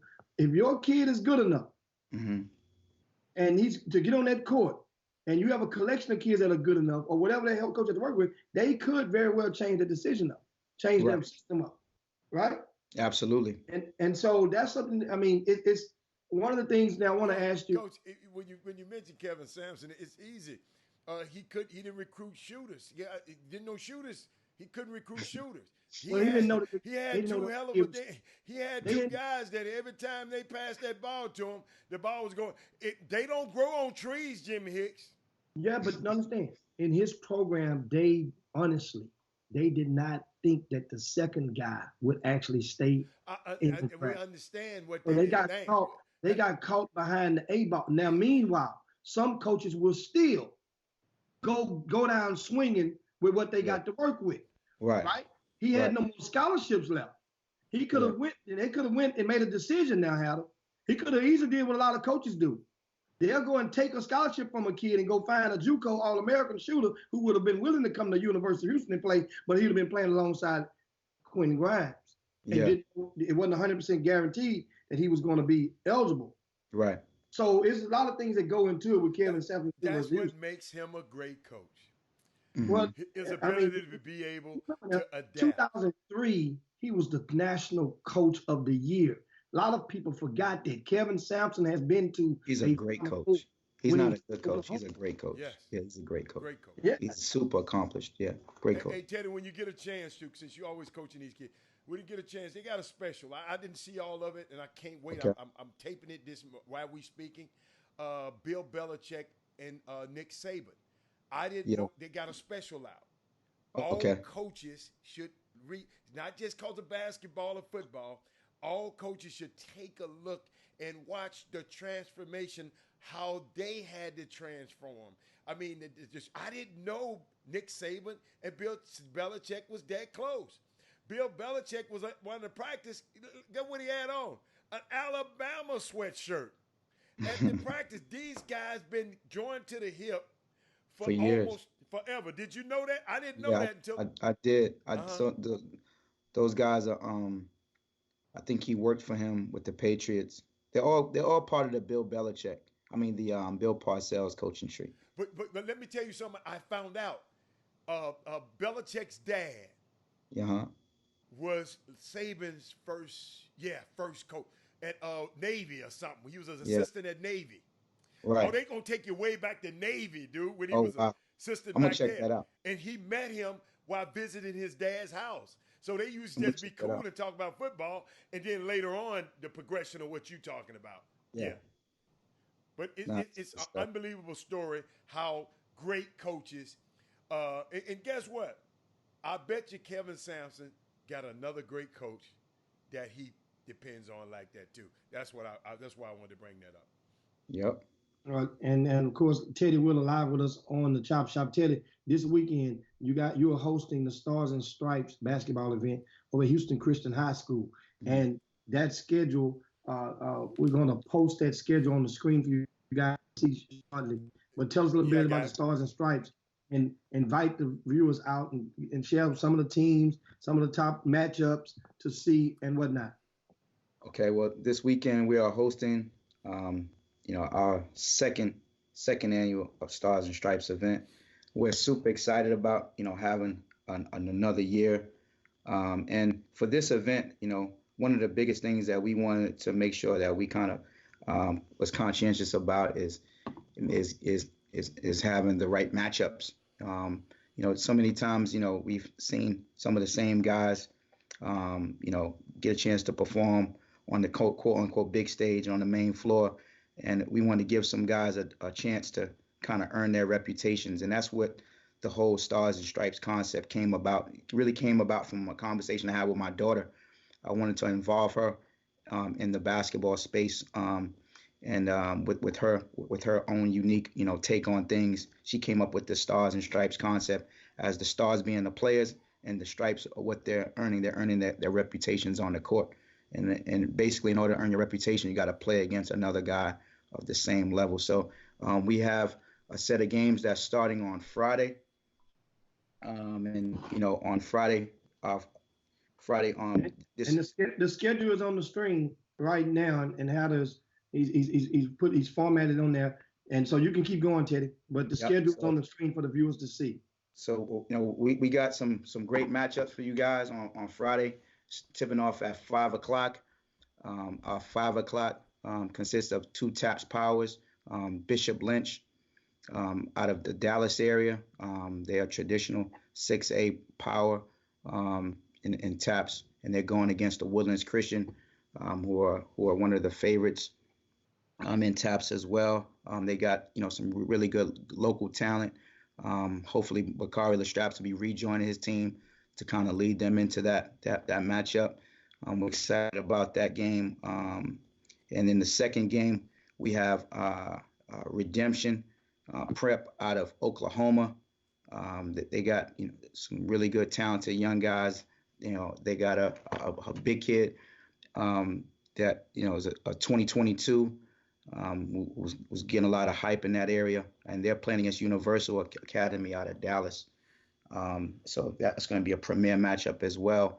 And then on the nightcap on Friday, we got Houston Christian going against the Village School, which would be a really exciting game. Those are two of the top teams in the state, according to the Texas Association of Basketball Coaches for the private school sector. So, they're going to give us all they got. They got a kid, Jordan Henderson, that's really good, and they got a point guard that's kind of exciting as well. I got a chance to see him last week. So Coach Andy Johnson, he does a great job with his program, and I'm sure he's licking his chops to try to get a piece of us at Houston Christian. So that's going to be the Friday matchups, and then on Saturday, the games tip off at 9:30 a.m. And at 9:30 a.m., the first game will be JL Academy out of Australia, which gives us kind of an international flavor to the event. And they're playing against that ROTC prep school team. And that's going to be tipping off at 9:30 a.m. at Houston Christian High School. And then at 11 o'clock, the follow-up game will be St. Thomas Episcopal with Melvin Holloway, Jacoby Flores, like a high-scoring backcourt. They're playing against St. Andrews High School, which is a school in the SPC conference, and they're located in Austin, Texas. And after that game, we have, Fort Bend Christian High School, which has a kid, Owen LaRocca, that's one of my favorite players that I've coached. He's a big-time perimeter scorer. He's had, 40-point game, a couple of 30-point games. He hasn't quite probably reached your desk yet as much as he should, Jim Hicks, but I think he's looking to have a big performance and open some eyes against St. Thomas School when they have, the 1-2 punch of Maddox Kopp was a two-sport star, part of that Kopp family. He brings some of the same things to the table. And Jonathan Massey, who's a terrific point guard as well. And then the Concordia Lutheran Universal Academy matchup is an intriguing matchup because Universal Academy's got great size. They got some big time front line. They're going against Concordia. They play that 1-3-1 zone. That's a pest. That really hurts the team. So looking forward to that game as well. And then, as we move on for the rest of the day, we have Bishop Lynch and Houston Christian getting a chance to match up. We played them some years ago in the past, and it went down to the wire. The guy Kyle May does a great job with his program as a coach. Then we got Cornerstone Christian coming from San Antonio, and they'll be playing the Woodlands. And that's kind of intriguing because he got some of the young 2021s and 22s with Austin Nunez and Austin Banyani from Woodlands and Jarrell Colbert and Trey White and those guys. So that's going to be an exciting matchup. And then the nightcap of the event is what I'm really looking forward to seeing is PJ Haggerty. He's a guy who's putting up some prolific scoring numbers. He's a big-time scorer. He played with Crosby High School. They're looking to match up with Westbury Christian, who's a really tough team. They got Jay Francis back, though both those guys in their respective classes are currently in the top 5 in the RCS rankings. So it's exciting, groups of teams, but also some intriguing matchups and some guys who are probably trying to introduce themselves to the regional stage as much as anything, and try to put a name on the face so people could be more of a household name. As the changing of the guard from the Savia Wheelers and LJ Cryers and those type of guys move out, it's time to usher in a new group of stars, and we're looking forward to kind of coronate that at this event. And of course, well done, young man. The Stars and Stripes will take place this Friday and Saturday at Houston Christian High School. Yes, sir. And I'm liking these matchups. Me too. On Friday. Now, Houston Christian. Yes, sir. Didn't they play the Village School a week ago? No, we didn't, and that's why I kind of held off on the schedule. So they were in the Mustang Classic, and they lost in the semis, and we won our semifinal matchup. So we didn't play them in the chip, and also we didn't play them in the semi or third place game. Okay. So I think they won the third place game. We end up playing in the championship game. Okay, and the Woodlands Christian. Yes, sir. Won the entire tournament, right? No, John Paul II. I'm sorry, the Woodlands Christian. Okay, there we go. Team out of Plano. Yes, very good team. Very they're good. not coming this weekend. They are not coming this weekend, John Paul II. They're not in the event. No, sir. And Cornerstone Christian is a team who beat the snot out of Jack Yates. Yes. Well, you had 17 points. Hey, man, you going to lay off of J.Y. I'm a big fan of Jack Yates. Big fan of Greg Wise. Greg Wise knows that if I wasn't coaching high school basketball, he would be coaching my son. Now, speaking of Jack Yates, when we can talk about this now because it's kind of half funny. Yes. You guys were displaced after Hurricane Harvey. Correct. And you ended up moving. That's correct. All the way to College Station, which is an hour and a half away. Every single day. Go ahead. Let's talk about it. You made that drive back and forth. That's right. You didn't just stay down here during the week and then go down the weekend? No, I mean, people offer that, but I've been married 25 years. I'm staying with my wife every night. You know what I'm saying? I'm not 20-something years old no more. Right. You know what I'm saying? We got children. I'm a man. I love to be around my kids and my family. So I just made that sacrifice. And we talked about earlier, it's like you got to do more than what's required. So if the vision and the path I have for my son included what's going on right now, I didn't want to. The only person who was being inconvenienced was me. My son would sleep in the car or do homework. He wasn't being inconvenienced. I was the one being inconvenienced, and I'm willing to be inconvenienced if it means, not getting off the track for my children. And so so the drive to school was for Xavier. The drive home was for my wife. I like that. That's kind of how I like that. That's kind of how. And so now when you moved back, yes, sir. There was a rumor. Yes. That you guys were considering transferring schools before. This was before the storm. Yes. You were living in the shadows of downtown. Yes. And and tell us now, 'cause it's over with now. Yes. Did you guys really almost it's transferred to Yates High School? Listen,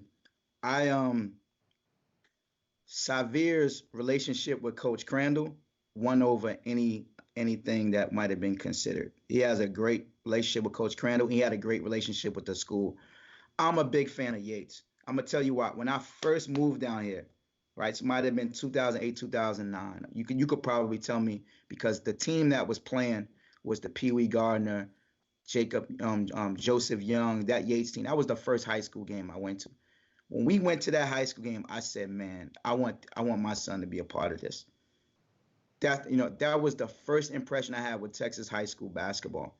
And it was so it reminded me so much of what I grew up watching at home in New York, and the energy that was around that team and the style of play and the excitement of the fans. It was unbelievable. So yes, there was always consideration with Xavier in middle school, and some talk throughout of him attending Yates, and so it was the same thing with my younger son Montana, because I'm a big fan of the program. I'm a big fan of Coach Wise, but everything worked out the way the Lord wanted it to with Xavier. He's in a great space. I mean, he's the biggest advocate for Houston Christian and Houston Christian basketball there is. And I've been blessed being part of that community as well. So it all worked out, but there's nothing wrong with going window shopping. And so what we do, we go to the Boom Boom Room and address a couple of the comments from a lot of the viewers that are watching right now from all over the world. Shout out to all you guys. We'll ask you guys, would you be so kind to share the show so that some of your followers and friends on your timeline can get a chance to catch some of this conversation with Teddy Wheeler and about his journey as being the high school coach of his son, being the grassroots coach of his son, and then handing him off to Tom Crean, who's a legendary. And then handing him off to Tom Crean, who's a legendary coach. So it worked. And I mean, that too, and not only handing him off, taking a leap of faith and watching it play out where his son goes and plays 25 minutes a game in the Southeastern Conference. Well, they hadn't started conference play before a school in the Southeastern Conference on a national stage. Yes. Now, what we have first for you, I have a couple of comments for you to want to share with you, Teddy. And the first is from Jennifer.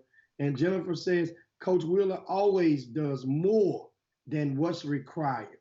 First class, right? Then another one says, from Businessman says, ask Coach Wheeler, have they recovered well from Hurricane Harvey? Yes. Yes, and it would be less than a testimony if I didn't say yes. We have recovered in full. Absolutely. And I thank God for it. I got baptized in Houston, at 33 years old, and I'm going to give him the glory. Yes, he has restored us to full capacity. No question. And of course, Christopher Calvin says, Teddy, we used to talk about your son going to Yates when you used to come to the A-Leaf Community Center. That is a fact. Why Yates? Because they were winning? He lived right it's there. The energy, man. I talked about it's the energy. It's Coach Wise. Man, it reminds me of New York. That's the closest thing to New York basketball here in the city of Houston is what Yates is. It's just that flavor. What you mean? It's just the aesthetic. It's the flavor. It's the fans. It's that coach. The fans, the intensity in which he coaches with, his style of play, that aggressiveness. There's a certain amount of freedom those kids play with. Okay. There's a passion for what's on the uniform. They're never out of a game. Their fight. Well, unless they play Montverde or Cornerstone Christian. Maybe they need a little bit more help. I don't know. Montverde, that's a cheat code game. That was what you call it. That was a trap game. Well, absolutely. I mean, the Yates and Montverde. Absolutely, because they beat Duncanville by 33. So that's not this. And they just won by 40-something last night against the team. So Montverde is beating everybody like that. Tell me why you call it a trap game. They knew it was coming. Yeah, but don't mean you can get out the way. Hey, I thought trap game is when you didn't know it was coming. Yeah, that's a trap. That's a different kind of trap. What the Montverde got for you. You know what Yeah, I'm saying? they So, got some but grown men. I mean, yeah, they had too much. I love that program. I like that. That's good. I like Coach Wise. I'm just a fan. Mm. And so now I want to ask you something that was in Yeah. deciding. I've never asked you this before. Hmm. And back to recruiting. Yeah. A lot of times we memorize and we remember the hits. Yeah. But let's say the miss. Yeah.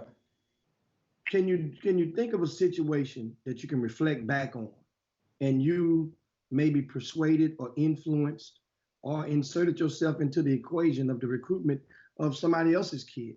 Yeah. And they ended up going to, it was not a good decision. Yes. Once he got to college and you felt like it was on your hands or in your, that you could have done better. Is there one that sticks out to you that came through your program while you were at basketball? As Basketball University. That you went and it's like, man, you know what? I don't know why I sent him to that coach or that school. Nothing comes to mind, but what does come to mind is sometimes when kids work their tails off, do more than what's required, get the scholarship offer, commit to the school that they want to go to, and then stop working, and then it doesn't work out. I think, to me, there's more of examples in our program that fit under that banner than somewhere where we, I don't say influence because that's not a term that I want to use. I'm not comfortable with that, but that I made an opinion on. They asked my opinion where the kid should go, and it didn't work out. Because I think,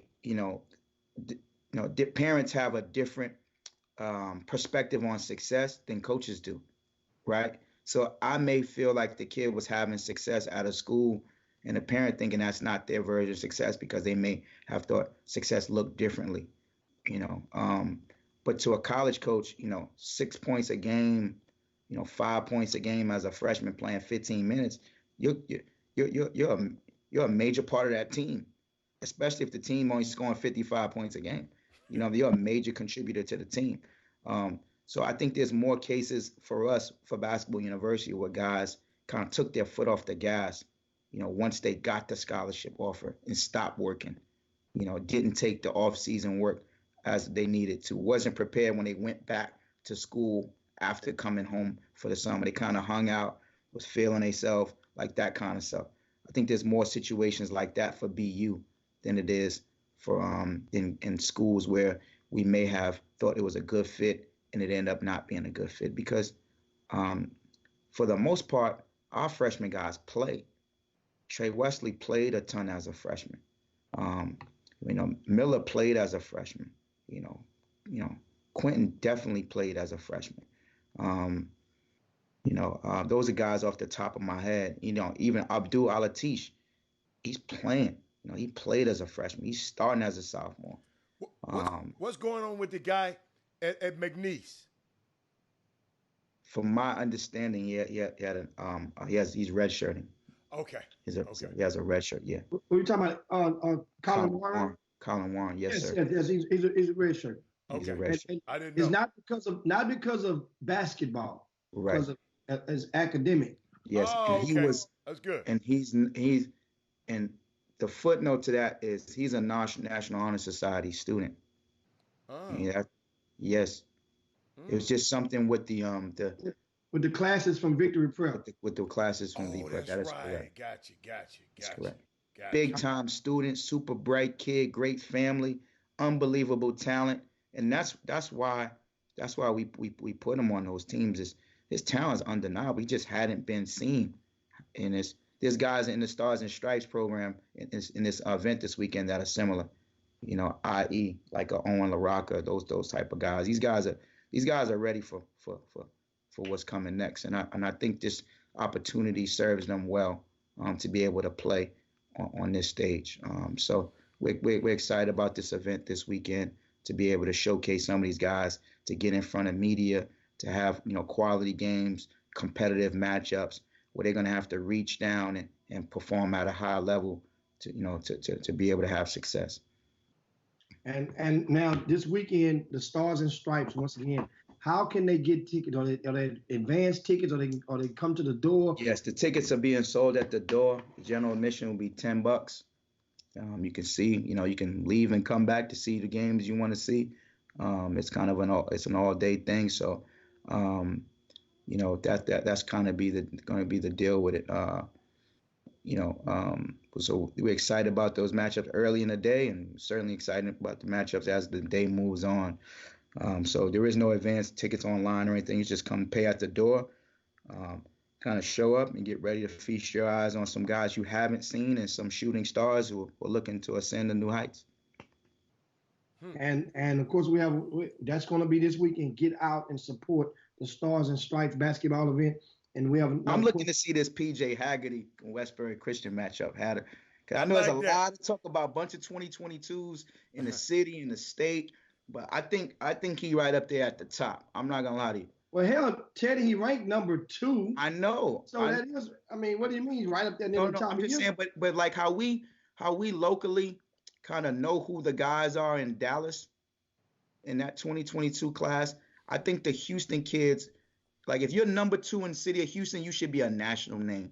If Jim Hicks makes you a top 3 to top 5 guy in the city of Houston with a 3rd or 4th largest city in the country, you should be a household name in the country if you're a high major type of recruit. But all talent is not going to be the same. For example, your number ones, yes. Right? So your number 1 in that class is Javier Francis. He's not the right. No, not in that class, Jimmy. I'm sorry. I said in 2021. I know, not the same class. I'm just giving an example. Okay. Number 1 in 2021 is Javier Francis. Mm-hmm. Yes. He's playing against opposite PJ in that game. Now they're not going to guard each other. Right. They're 2 different positions by far. But the number 1 ranking that is asserted to Javier Francis is not with the same potency that De'Aaron Fox had as a number 1 player in the area. The number 1s are not equal. The slot is, but who's occupying the slot doesn't generate. I guess here's the perspective on the optics I look at that with. Like De'Aaron Fox was a consensus number 1 guy. Right, you do your rankings from this date to that date, who performed the best, right? I think when you're a consensus guy, if Jim Hicks said you're the best player, forget about your number 1 ranking. The number 1 ranking is for us, for me, for guys like who care about that stuff, right? But if Jim Hicks, say this guy is the best player in the city in that class, you should be a national level kid. You should have, because I think we produce that kind of talent, and not just from what I say, but the resume of these kids said. They go out and they perform in college. They do well. They're excelling across the country at different universities. So I think our top guys should have a national level benefit of the doubt, i.e. like Dallas does. Okay. Because the Dallas recruits, if you say, and they don't do they don't rank their guy. No, but I'm saying is the reputation precedes them as they're a number 1 guy, number 2 guy. They automatically seem like they get anointed before they really put that work in. Now, some of them obviously are good enough to hold that reputation, but some of them aren't. It's just like anything else. We're not always right. The NBA guys get it wrong when they turn the draft. So we're not always going to be right. I'm just saying there's a benefit of the doubt optic that I see, and I don't see that from the Houston community. Hopefully we can all continue to help that as we, get behind guys regardless of shoot team and affiliation, because, I think that's important. It helps the city.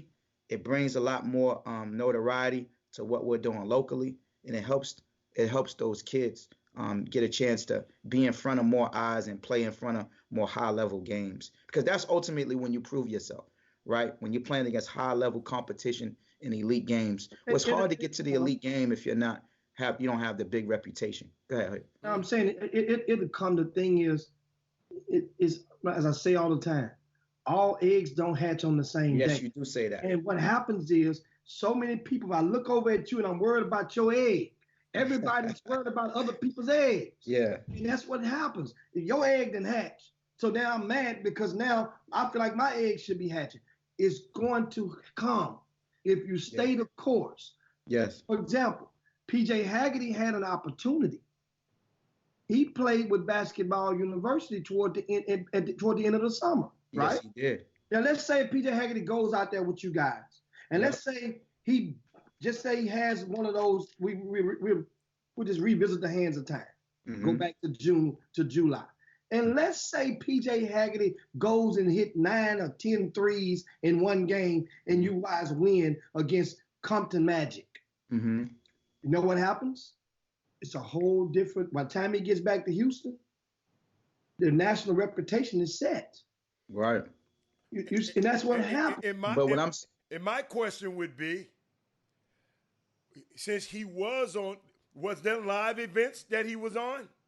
Yeah, because his recruiting picked up because he played well in the live events. He played in the live events for BU. I think you were about to say it for me, is because Jim Hicks, because you've said he's a number 2 guy in our city, right? He should get he shouldn't have to wait until he gets to that point to do it, because anybody, even if you're not ranked, when you get to that point, if you do that, that's what's going to come with it, right? I'm saying, I got you. You feel where I'm going with this? It's like I feel like if you have solidified yourself in this city to the point where, like, it should be, because we have this guy in this top 5 situation, that now his reputation should be larger than what it is if I just go out there and perform well in that game, because then it marginalizes what we do locally. You know what I'm saying? Oh, hold on. I'm glad you said that. So, oh, wow. Our number 1 guy in that class, I would say, you would make me say he been marginalized then. Because nationally, he's the number 1 guy in our class, Bryce Griggs. Yes. But nationally, they just playing around with him because what? He didn't play on a certain circuit. Yeah. And that's...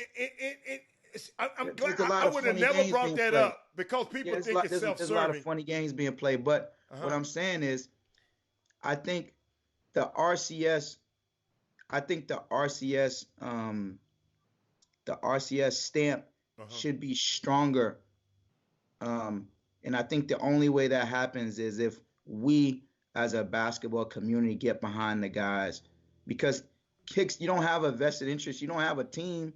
You're not recruiting for a circuit. Right. You're not moving kids around different teams. So I think because of Haggerty being number 2 in our city, Bryce Griggs being number 1 in the city, he should automatically be top 5, because top 25, because that's who we are. Wow. That's who we are as a city. You know what I'm saying? If a point guard is the number 1 guy in the city, he shouldn't be rated the 12th best guard. There's no way in the world. How is that possible? How is it that 5 California point guards ahead of our number 1 point guard? Like, based on what? They haven't performed against our guys.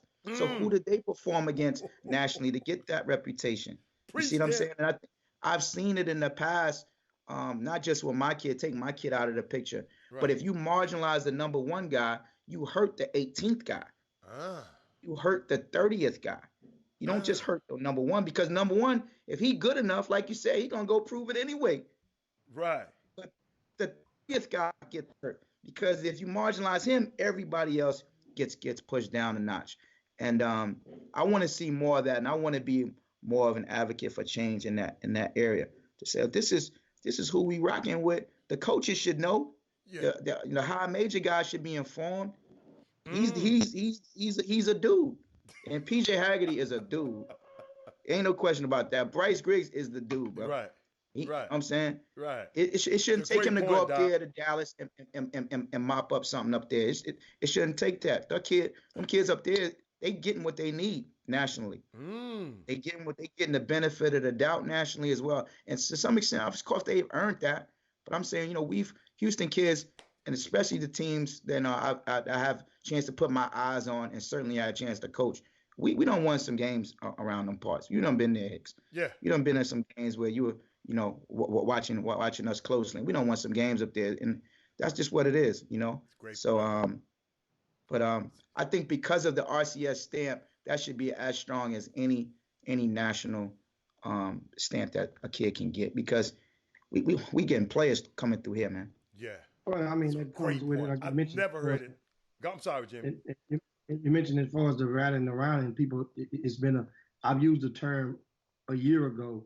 And once again, information is just like food. Just because I cook don't mean you hungry, don't mean that you want to eat, don't mean that you're gonna eat. There's some relatives that I have that I don't give a damn what they cook. I'm gonna act like I ain't hungry because I don't like how the kitchen look. Right. How the pot look. And that's just how some people are. Yeah. So you have to realize this. My point is, just because the things in this city, right? If I have a platform, and just because I have this platform doesn't mean that everybody's going to receive it and utilize it to their advantage in the same manner. Now, the thing that I always have grown to learn to say is just be accountable. Just as everybody, be accountable. If you miss, that's why I asked you the question, that you miss one. Everybody's going to miss one. But then a lot of people make it seem like their lives are like mixtapes. Meaning, Jimmy. Hold up. I'm got an undertone here. I wanna. So you saying people are afraid to hold on, to put a stamp on these guys because they don't want to miss? That what you saying? You saying people don't want to put a stamp, like people don't want to get behind these guys because what if the guys miss on these guys don't pan out the way okay, so you guys step out and say, man, PJ Haggard is the man, Bryce Gibbs the man. So if they don't happen to be the man, you got grown men out here afraid because they miss. Teddy just said pros miss all the time. Michael Jordan missed all the time. So people miss in this business all the time. In amateur sports, everybody tends to want to make people believe that every shot that they shoot goes in. Remember, that's why I say it's the mixtape mentality. Yeah. When the last time you seen a kid miss a shot on a mixtape? I understand that, but I'm just trying to figure out, Teddy, you hit on something, and I never thought about it. It's amazing to me because I never thought about it. That the reason, and it's a lot of reasons. And Teddy, and this is what I hear. People don't want to put a stamp on certain guys because they never had anything to do with the guy. Or would you be a proponent of PJ Haggerty if he had never been in your program and you've been around him more? Listen. Okay. Listen, PJ Haggerty's been a part of my program. PJ Haggerty's been in my gym. Okay. Right. Bryce Griggs has not. Okay. Right. Bryce Griggs ain't never played for me. Bryce Griggs ain't never been in the gym with me. Right. That ain't got nothing to do with him being a dude. Okay. I got He's you. official. You know what I'm saying? That ain't got nothing to do with Teddy Wheeler. You know what I'm saying? If I can help the kid at some point, I will. He obviously don't need my help. You know what I'm saying? He doing it just fine on his own. You know what I'm saying? With his own regimen and routine. So that has nothing to do with it. I'm just on the side of what's right. Right. I got you. You know what I'm saying? What's right is that we all need to get behind that and say, listen, that kid is special, man. Yes. You know what I'm saying? The kid PJ Haggerty doesn't have nearly the reputation even Bryce Griggs got. He's already doing some special things. Yes. I mean, you know what I'm saying?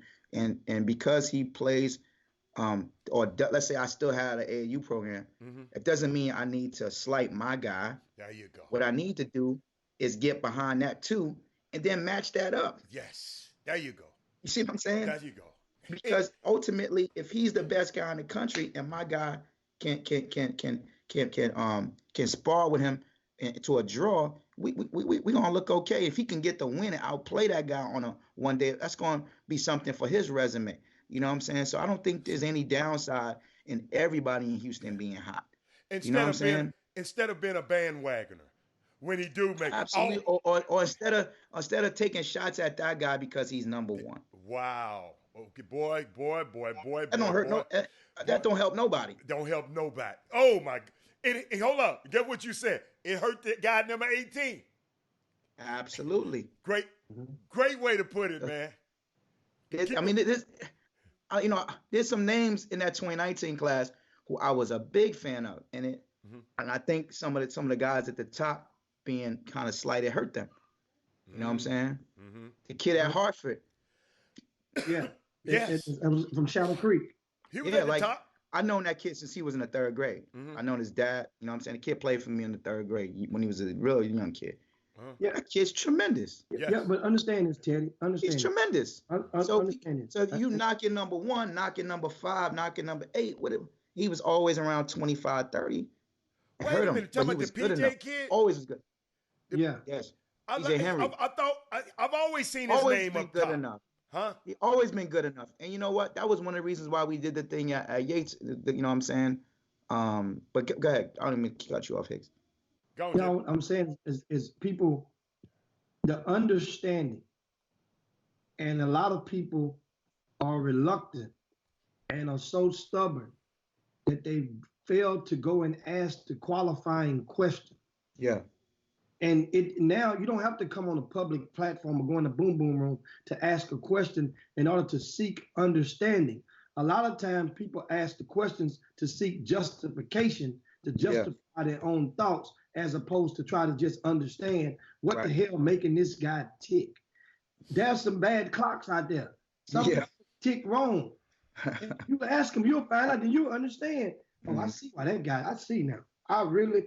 That's how, but if you don't ask the qualifying question, parents, relatives, even summer coaches alike, and everybody's afraid, not everybody, but a lot of people are afraid to ask the magic or the qualifying question because they don't want to seem or let the object of the question know that they don't know, because there's a thing that everybody's supposed to know. You don't know. You're going to have to learn this stuff from somebody, or life going to hit you dead square in the nose. And that's the thing, or one of the things that it clouds over an area just say of a greater Houston. You know, I'm sitting there looking at a comment, Teddy, and I want you to, and Big E is talking to you, Jimmy, because he asked you who puts the stamp on in Dallas, and you can answer that one. But Herb says no one wants to put a stamp on Bryce Griggs because they remember his older brother. He was #1 player in the country as a little boy, player, as a 12-year-old, Herb. Let's make that point. However, everybody else caught up with him, and he didn't do much have success in college. I think that's a bad back, because guess what? Larry Jordan was the best player in his family at one point. That's Michael Jordan's older brother, but he didn't turn out to be but 5'9". His lazy younger brother happened to be 6'6", and just happened to be 6'6", and was a better. So you can't never say that about brothers. Blake Griffin, both of his brothers had the same advantages. They went to the same Teddies, they went to the same workouts, they went to everything together. One's an All-Pro, and one, he's not. So I hope nobody is comparing Bryce. If you look at the games are even different to his brother. Understand what I got out of that comment is you're thinking about from the kid's standpoint. Remember, like what Teddy's mentioned earlier, a lot of the grown-ups are afraid to be wrong publicly. So before, you understand, no matter how old that the brother was in the 8th grade or rising 8th grader. 1 year. Not when he was #1 in the country, because J. Mike was in the 8th grade. They were on my AAU team, Jimmy. They were on my AAU team. J. Michael Reese was the #1 player. Anointed on the front row end of the damn concert. He's still on the front row. Okay. He's on the front row of the country. I'm just helping you out. I'm going from my opinion. I'm talking about the question that was asked. Once again, I'm not asking the question. Excuse me. I'm not talking about the comment you given. I'm talking about the question that was asked. And I just explained. He said to you #1. That I got out of the question is something that me and you think different. You gonna think completely different from me. Therefore, if understanding from the point is that I got is that a lot of people had jumped on the wagon and got hit, took lumps afterward. Didn't nobody And take some no people lump for may that. have been reluctant Nobody to took a take lump those for that. same lumps. Didn't nobody take a lump from that. I disagree. Huh? I absolutely and totally disagree. I'll give you an example. Marcus Sloan ranked Josh Farmer #1 in the city a year ago because of his relationship with John Urie. And we had Marcus Sloan on this week. And you could tell in his voice that he wished he would have never gave John Urie that type of momentum with that kid. That kid did not have a good season, a good summer, that is. Then now the high school season has started. Now to think about it. How many times you heard Josh Farmer name this high school season? They 15 games in. Hold on. Well, how many times I've heard it? This high school season since the November the 16th. How many times you heard Josh Farmer name saying that he did something well on the basketball court? I've heard it. I didn't have to hear it because I went and saw him myself. And I ain't saying he's the #1 player, but he is right up there. He right up to me. I don't care what you say. I don't care what nobody else say. So to me, remember now, when I saw him, what comes with that is expectation. But that's y'all. That's how y'all evaluate. I'm not an evaluator. Here's the thing. Once again, understand something. Heather, you're not. I am. That's my job. When you devalue what I do, it devalues the city. Ain't nobody telling you. I just don't agree with what you say. Hey, man, that's like, think about it. That's like saying, hey, man, how much this, what kind of meat, how much this meat weigh? I don't know. Go see the butcher. The butcher gonna tell you. That's the butcher job. Jimmy, here, let me show you something. No, Teddy, I want to add something. The other day, Teddy, I went to a gym, right? Uh-huh. And I saw this player play that I've never seen play. Mm-hmm. I'm not a high school basketball. I'm a pro evaluator, okay? So I look at the game different from them, okay? So when I went to this game, I saw a young man that's 6'4", couldn't handle it, can shoot it, can do it. I sit there and saw him score 38 points in a game. Mm-hmm. Hold up. Putting it from everywhere, Teddy. Mm-hmm. Then the next game, he came back and had 24. And then had his team in the finals. But I look on the list, Jimmy's list. I ain't trying to devalue Jimmy's list, but when I looked at it, this kid 30. I said, damn, I got to see these other 30 players that's better than this one. Because I went by what Robert Hatter see, not what somebody tell me and somebody read. Josh Farmer, I heard all the noise. But when I saw him, I said, damn, he's long, he's athletic. You saw him at, Adam? What high school game you saw him at this year? I just saw him at Ricksdale. Okay, so you saw him at Ricksdale. And then I saw him at Yates. Hold on. He was at Yates. Hold on. He was at Yates, played at Yates at some pre. I say the high school season. So you saw him at Rick Nelson's event last week against Westbury Christian when they played Javier Francis. And that was a matchup that Rick put together. That was. And guess what? He looked just as good or better than Javier Francis. Well, we came on the show. You don't remember on that Monday? Mm-hmm. On that Monday, you said, you not just you along with somebody else. We were talking about that event, and you said that Javier Francis had put up a triple-double. No. I read Javier Francis' uncles. Hold on, sir. I read his uncles. Josh Farmer's people didn't send me their stats. Only reason I read Javier Francis' stats because his uncle gave me his stats. I read from what his uncle gave. That's input equal out. But I saw the. Hold on, Jimmy. I was there. You had your ass in Dallas. If you read it, listen. If you read it, I didn't ask you what you was reading. You said it. Yes. You said it. No, but that don't mean I didn't say Javier Francis was better than Josh Farmer. Not one time. So what are you saying? You saying Josh Farmer better than him right now, right? No, I don't get into that. What are you saying? Excuse me, sir. I don't get into that mess you get into.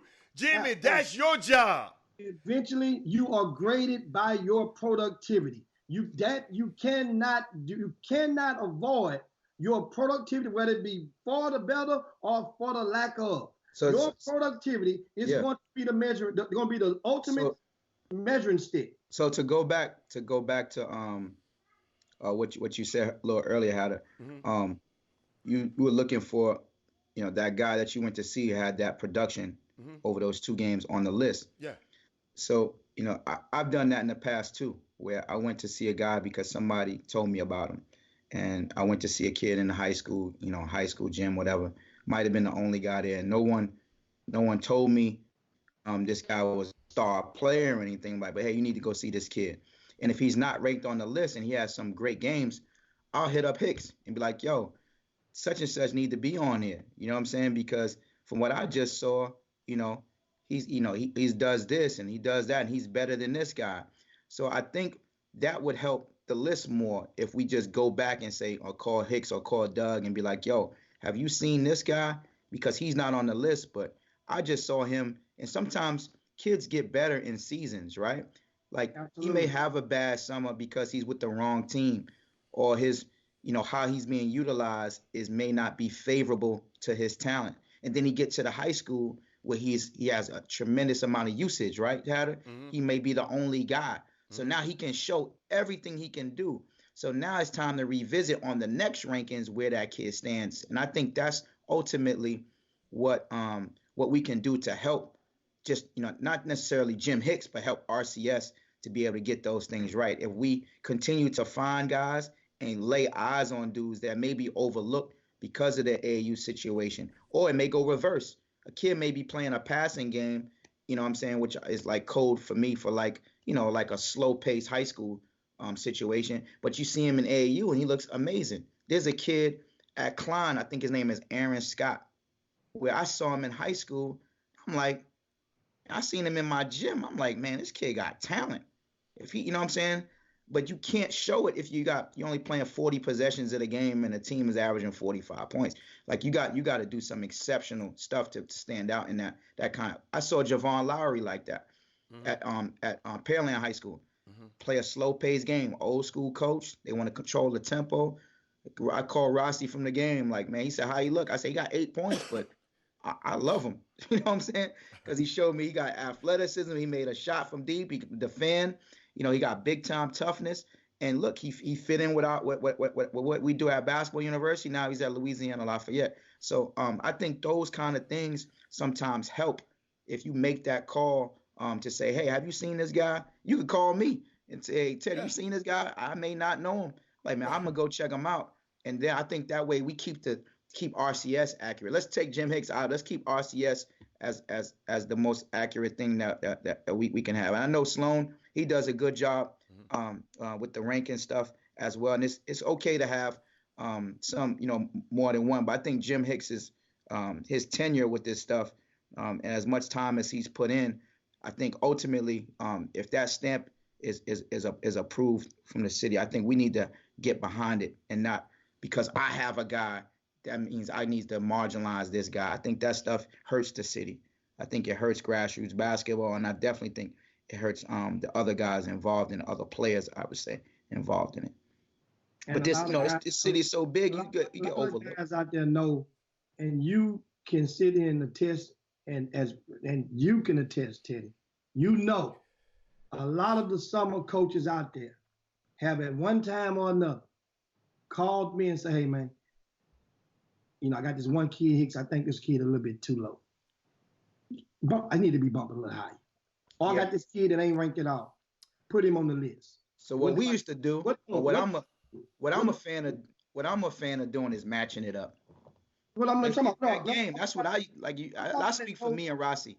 Rossi's he's no longer in the space, but when he was in that space with me, that's what we used to do. Let's get the matchup.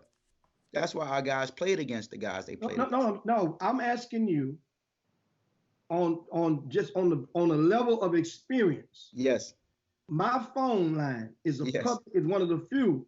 If you think I'm joking, if you go on RCS Sports and look under Contact Us, guess what? That's my cell number there. That's my main. It's been there for 19 years Right. on that website publicly for Right. anybody to Right. view. Right. That's what that means. That means I embrace and I invite or I welcome any type of message. Dialogue. Yeah. That's one. My thing is when people call and they have a civilized conversation and they have without any type of ulterior motive about a kid, and you want him ranked higher. First thing I'm gonna ask you sooner or later, you want to be ranked higher in the 12th grade, or do you want him to be ranked higher in the 9th, 10th, 11th grade? We want to be 9th, 10th, We got 11th. one help for you, right? And so that's the thing that most people that call me and need that bump, they're gonna get that one bump. Then what happens is the timing. If the timing, as you mentioned, the timing of the bump comes when that kid is going and facing the transition of everybody plays 17s at one point. Yes. But it's not going to be at the rate of the same success that you may have had at 15s or 16s. Right. Some kids are blessed and very fortunate to lace up with a sneaker sponsored program at the 17 level, which is the highest level of basketball that you can perform in. Now, meanwhile, they have different sneaker affiliations. Yeah. 3 of them, they're major, and that's the Nike, Under Armour, Adidas. Over the past few years, there's been others like Reebok who came along, but right now in today's society, there are 3 major ones. New Balance has been rumored to try to come. We're not talking about tomorrow, talking about right now in this era. Well, here's what happens. Some kids do play for the first time on the 17U circuit. They can turn very normal based on whatever the expectations have been placed on them. And if certain kids are playing normal and just normal role, because everybody on their starting 5 on every single 17 and under sneaker team out there was the star at their high school team. So they're rolling out 1 month removed from February or March until the end of March, and you're going to go out. Now you have to play with a bunch of guys, come together, and you're going to play in jail, and everybody's demand. Somebody's going to take a role. Think about Russell Westbrook from OKC versus Russell Westbrook right now. Yeah. Russell Westbrook ain't got to score 40 points or 35 points to win a ball game now. And they won way more. This is the better start he's had now than he's had in the last 4, 5, 6 years since KD was there. Right. So my point is, a lot of young men, people don't like paying attention when a lot of kids turn average with their summer teams. And for some, it's expected to be better than average. For some, especially on the sneaker teams. That's why so many kids go to the sneaker teams and let's say and you be like, man, he need to get away from there. And this kid might be, some kids are okay with being average. Right. But as fans of the game, we expect more when you're rolling out of a state championship performance where you score 17 points in the state championship game. Yeah. And you get ranked number 22 in Greater Houston. And then you got to go play summer ball. You get to the icebreaker. And the icebreaker be breaking a lot of hearts, man. I'm just saying, people want you to forget what you saw on that type of stage. Oh, no question. That ain't a pop quiz. That's a fine exam. Nobody wants you to forget. I'm just going by what I saw. I'm not telling. Listen to me. Hell, that's 6 months later. Dude, what I understand about y'all, anytime somebody, I just don't think like you. I don't think like everybody else. I go by what that same guy you said you had 20. I walked in a gym. I didn't know who this guy was. Who was he? A kid named Dalen Hamilton. I never heard of him. He go to Klein Forest. I'm just in the gym. Check this out, Teddy. I'm in the gym waiting on the next game. Okay? Right. And I said, okay, I'm going to sit in here and watch this game because I got to wait on the next game. And this dude was the next coming to Ray Allen. Getting busy. Get busy. 6'4", broad shoulders, strong, look like he can be a football player if he want to. And I'm saying, that's what kind of talent the talent is deep here, man. So then the next day, played against LJ Cryer. He Big had time. 24. LJ had 43, but he had 24. Right. But guess what? I said, so all I can go by, Teddy, is what Robert Hatter sees. I'm not like the rest of these guys. Now, Well, somebody else put him right there. Robert, he can't be that good. No, I saw what I saw. Yeah. said I, that? I, Hold I on, who look said at it. that? I look at it the same way. You know what Who I'm said saying? he Like, can't be that good? Who said he can't be that good, Al? You come explain to me. I had him 22. I did Then I not say dropped him. he Hold can't on. be that good. I had him 22, and I dropped him to 31, and because what he did do over the summer. So Exactly. This is the okay. winner now. This is the winner. This is the winner. Hatter, understand something. He just explained to you. And it's like you don't want to, you listen to what you want to hear. I do not rank kids based on what they're going to be in college. I'm the only guy. Listen, I'm the only Okay. guy. I don't want to hear. We hear your accomplishments enough. I know that. All I want to know, all I'm saying is, I just said I didn't try to dispute. I didn't even dispute your rankings. I called you. I called Doug.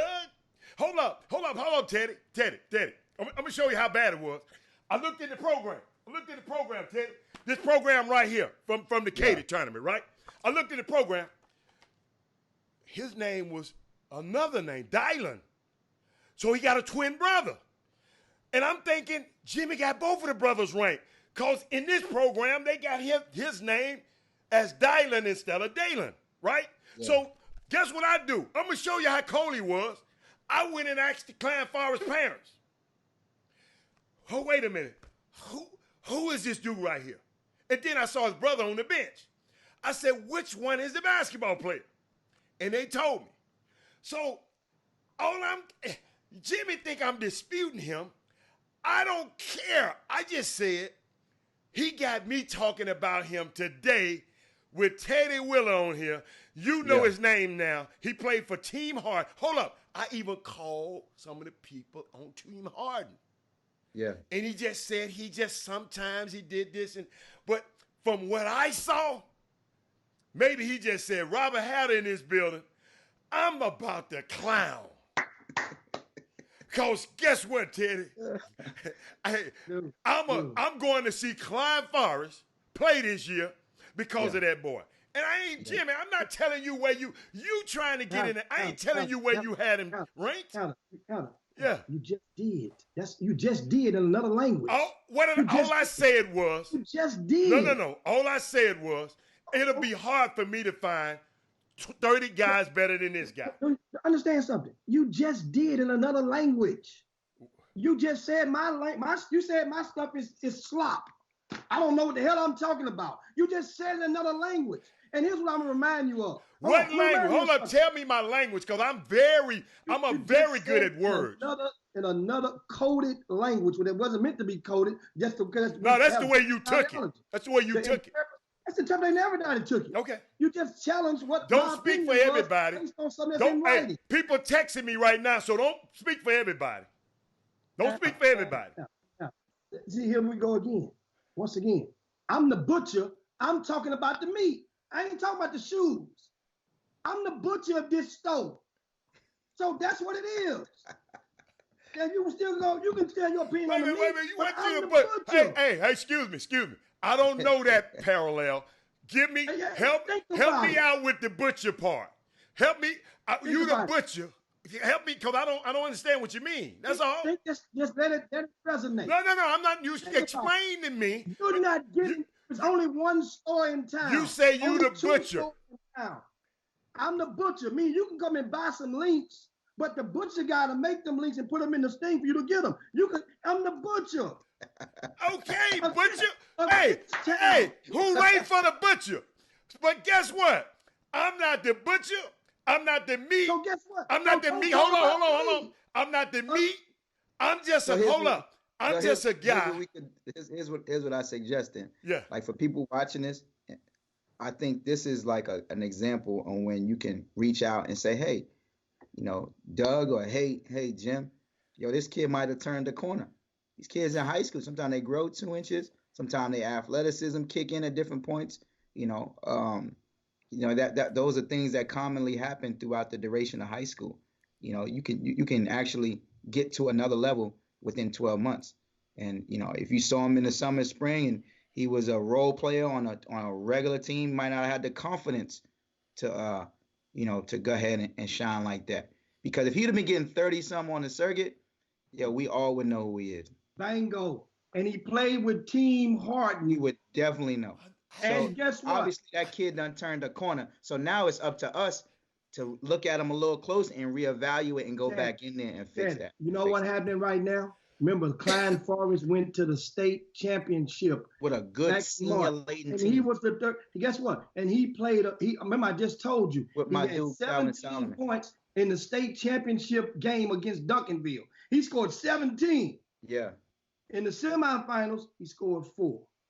That's what happens is the So you give him the James Harden. You're giving him the James Harden treatment now, right? He wasn't James Harden on his team. He wasn't James Harden on that team. That was Kyrie McDaniel was the leader of that team. Well, I got a question. Did you expect him to score 17 in the second game?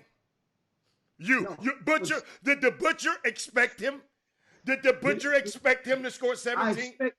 I expect that at that point. That's what got him number 20. I ask you a question. Did the Butcher expect him to score more He than exceeded expectations. You're not listening. That's how he got number 22 in the city. Okay. So What class on is he? stage and you What class is he? perform. I told you the rankings. I ranked him number 22. What class is he? And he was on the uptick. Jimmy, He went from Jimmy, I don't know why you sitting here. All I'm telling you, Teddy. What class is Teddy. he? Hatter? What class? This is his last lap This is around the track. last lap. Senior? Yeah. Okay. But Teddy, all I'm saying is, all I'm telling you, I want to see him again. I didn't say he need to be ranked higher. I didn't say that. I said, Teddy, did Basketball University play on the Adidas circuit this summer? Absolutely. Okay, so y'all played alongside Team Harden everywhere y'all went, pretty much on the circuit, except for like maybe one stop, right? And we played them before. Okay, hold on. What did he do? Okay, hold on. I'm not going to ask what he do against y'all. So, how many coaches do you average during the 2 live periods that were pretty much at most games? The average college coaches on an average game on the Adidas circuit during the live period. Some years are different from others, obviously, but about 35, 40 coaches. 35, 40 coaches. So you play about 4 or 5 games in the weekend on the live period, right? Correct. So that would be about 160, possibly up to 150. Set of eyes on you. That saw you, not once, but in 2 separate occasions. Hold on. Did you not go over to the U of H when the NCAA camp was going on? Correct. Right? I did do How that. many coaches you think were probably over there? At Per University? game? About the same amount, about 40, 50 coaches 40, per 50 game. per game, right? Yeah. If a young man played on the sneaker circuit on the 17U, and then you played in that camp, the NCAA College Basketball Academy, Yeah. played both live periods, played in that camp, then you had an opportunity Yes. at the highest platform that it is in basketball Yeah. to go and learn them. Now, guess what? You didn't. That don't mean it's the end of the world. No, that means like how you said. We go back to what you said earlier, Jim. Like about the eggs hatching at different time and that kind of like Abdul had no scholarships until after he graduated high school. He played with us through July and got Nicholls State. Only need one guy, one coaching staff to love you. Does that make him less of a player? Nope. No. And that's all I'm trying to say. And you, the Butcher, Jimmy, I'm not talking about the Butcher here. I'm just talking about, I was just making, because you tried to talk about this Josh Farmer guy. I don't know what you have against this kid, but every time I see this kid play, I like him. So maybe I'm just looking at something different. To be honest with y'all, you guys, I can't speak to it because I haven't seen the kid. Understand one thing. But Teddy, I heard about him. I heard a lot about him. I heard about him, right? Yeah. I'm glad I didn't listen to them. Glad to listen to who? See, I'm glad to listen to nobody. Hold on. Remember I just told you about the language and the I said devalue? I'm glad I didn't listen. You ain't the only one that talk basketball. You might think you're a Butcher, So but Jim hold on. I got a Jordan question. won. You told me the other day on this show, it was 4 guys that rank in Houston. Give me the name of the guys. Give me the name. No. Give me the name of the guys. Answer my question. It's 4 ranking services in Houston. Every day, Marcus Sloan, Jim Hicks, Doug Jones. That's 4 right there. Doug and you the same. No, we don't. I only rank 12th graders, Hal. That's a damn lie. I only rank seniors. Who's the 4th? Underclassmen. Doug Jones. Doug. Yeah. Marcus Sloan. Okay. Jim Hicks. Who else? Jeffrey Day. Okay. I don't know So who that I is. have heard the guy. I've seen. Hold on. And to give you another one. Vite. What's the young fella with Vite? Okay, that's fine. Okay. That's 4. Okay. I don't listen to it. I just hear these guys talking. Okay. So that means I'm included in them. Well, then you included then. So damn it, okay. Excuse me. Your ass is included. You included. Now, you included. You included. That's what I'm telling you. Okay. You just said. Hold on. Slow down. Read my lips. Read my lips. Read my lips. I'm not reading You lips. are included. So you are included.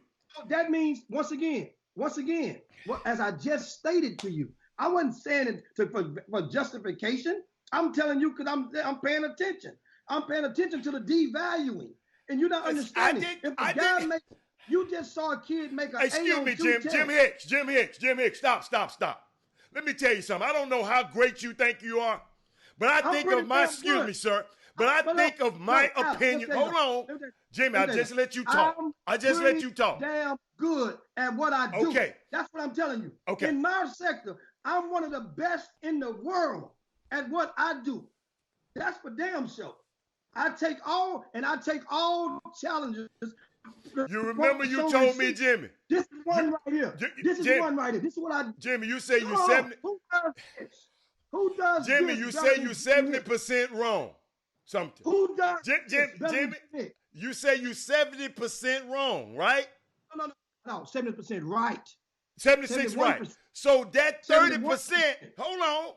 So it is that 30%, so you the best in the world. But you 30%. So hold on. Couldn't this, no. It's possible then. I got one. Hold up. I got one. You don't have to put it up. I got one. Okay.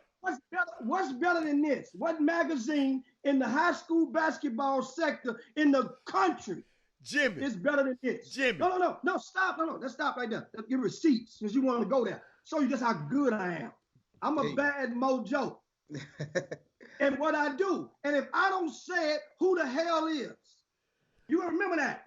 Black folk don't give black folk prop while they living like that. So I'm gonna give myself prop for a guy that you guys may not understand, that don't have a college degree, that never took a class in journalism in his life, came out on a dream to say, you know what? I could do a magazine. And I did it in 2003. And it's still going. Understand something. I'm going to give you your props, Jim Hicks. Think about this. You got to realize, this right here is where it starts and stops at. This is in writing. Yeah. This never goes out of style. Never. And I show you something else for people that didn't know. Back in the days. Go ahead this now. Is back in, hold on. Back in pull it now. More than 12 years ago. That's what I did in that same magazine. Look, girls. I did that. That was in the magazine. That was the centerfold. Because it's overtime and I got somewhere to go. And I wish I could just let you go on and on. Look at all them stars. Jimmy, now don't let me have to mute you. Hold on a second. Claude Thomas said, is there a point to this? Because I never said that you didn't have all of these. I got a book in my house. Right here, right? I'm on the show with you. You got an award that somebody gave you. Okay. This is from Houston. This is from Houston Independent School District. Okay. Houston Independent. But Jimmy, the point I'm trying to make is Josh Farmer, I like him. Does that, hold up, cause me, Teddy, it's going to come back to what you just said a minute. Cause I like him and I like this other kid, I didn't never think that's devaluing. I didn't try to devalue you. I just said when I went and saw this kid, I like what I saw. I didn't you wasn't devalued because you told me you're 30%, you get 30% wrong. And I didn't say you got these wrong, not one time. I just said, I am not going to look at what you say, Evan Daniels, Corey Evans, and none of y'all, and just go by what y'all say. Because I can play this game, and I've watched enough of it to know it myself. That's the only thing I said. It wasn't devalued. You took it as devaluing. That's your problem. That's your problem. I was really, hold on, let me finish. I'll let you talk an hour. I was really piggybacking on what Teddy Willer said early, and you tap danced around because he don't understand.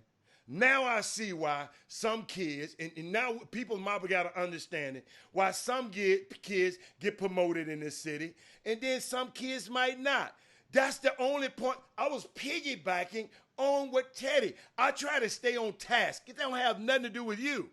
It have nothing to do with you. He just said, man, this PJ Haggerty, that's the first time anybody other than TJ Ford that came on this show and gave this kid enough of the props that Teddy Wheeler just did. First time ever. First time ever that I've ever heard somebody come on here and said PJ Haggerty is that dude. Teddy, I'm sorry. You blew me out the water. Okay, because first That's time. not true. And you just That's said, not true. huh? That's not true. Not true. We had Tim Ford in the chop shop. I said TJ Ford. Hey, man, it's time to go. Because you're not listening right now. Ford. I just said the TJ Ford organization. Hey, man. Hey, Teddy. Thank you so much, man. Let's talk about your Stars and Stripes. And let's get that. In closing, as far as the event goes, I'm looking forward to seeing some of these out-of-town teams that I haven't seen yet. You know, and these coaches, you know, have talked to me about some of their top players. You know, Universal Academy, big kid, Jaquan Scott, who's a 6'9" post player as a senior. They got a kid, William Shepard. That's a big-time player as well. Jake Milkwright, played with Bishop Lynch, 6'6" kid. He's committed to William and Mary. Kid Emo Essien is a point guard at Bishop Lynch. These are the guys I haven't seen, but they're coming into town to play against some of our city's young, talented stars. And I'm looking forward to some of these matchups. As I said, you know, said PJ Haggerty, we've talked about him, you know, with that Westbury Christian and Jay Francis. I'm looking forward to that matchup. I'm looking forward to seeing Owen LaRocca play against St. Thomas. Looking forward to Houston Christian guys with, you know, obviously with Noah Kahn, Kobe Haynes, Elijah Bernstein. Those guys are looking to turn another corner as we try to, you know, our quest for a three-peat in the SPC. So, you know, the Concordia boys are always very good. So we've got a plethora of stars in the building, some young guys that you may not have heard of, Hatter. Yeah. And I obviously invite you out. I got Spike Lee's section set up for you and, I got you, baby. And Jim Hicks. You know what I'm saying? Y'all be well set up and taken care of. I got a hospitality room that's going to make you proud, Jim Hicks. So we're going to have some good time and some good hoops and hopefully see some of these stars ascend to another level. I can't wait. I got the matchups I want to see already. I can't wait. Where's the event held again? It's at Houston Christian High School. It's you know, it's off of the Beltway. It's kind of centralized. There's only one, so you can find us pretty easy. And we will be there starting at 5 p.m. tomorrow, Friday. And last game tips off at 8 with the Village School Houston Christian matchup, starting out 9:30 in the morning Saturday. Last game 6:30 in the evening. Come through, come see some great hoops, come share in the discussion of who our next guys are in this city. I can't wait. Thank you, sir. Now, Jimmy, we're gonna slide down. Hold up. Now, what you got something else to say? Huh? You got something else to say, Saab? No, sir. Okay. Yeah, what we're gonna do? We're gonna slide, y'all, because I got to get out of here. We're gonna yabba dabba do this thing and slide down Dino's back, and we will see y'all on Monday. But be at the Stars and Stripes. I'll be there this weekend. See y'all there. Thanks. I appreciate it, Jim Hicks. Thanks for having me on. Thanks, Hatter. All right, baby. All right, I'm out. All right, later. Okay. All right.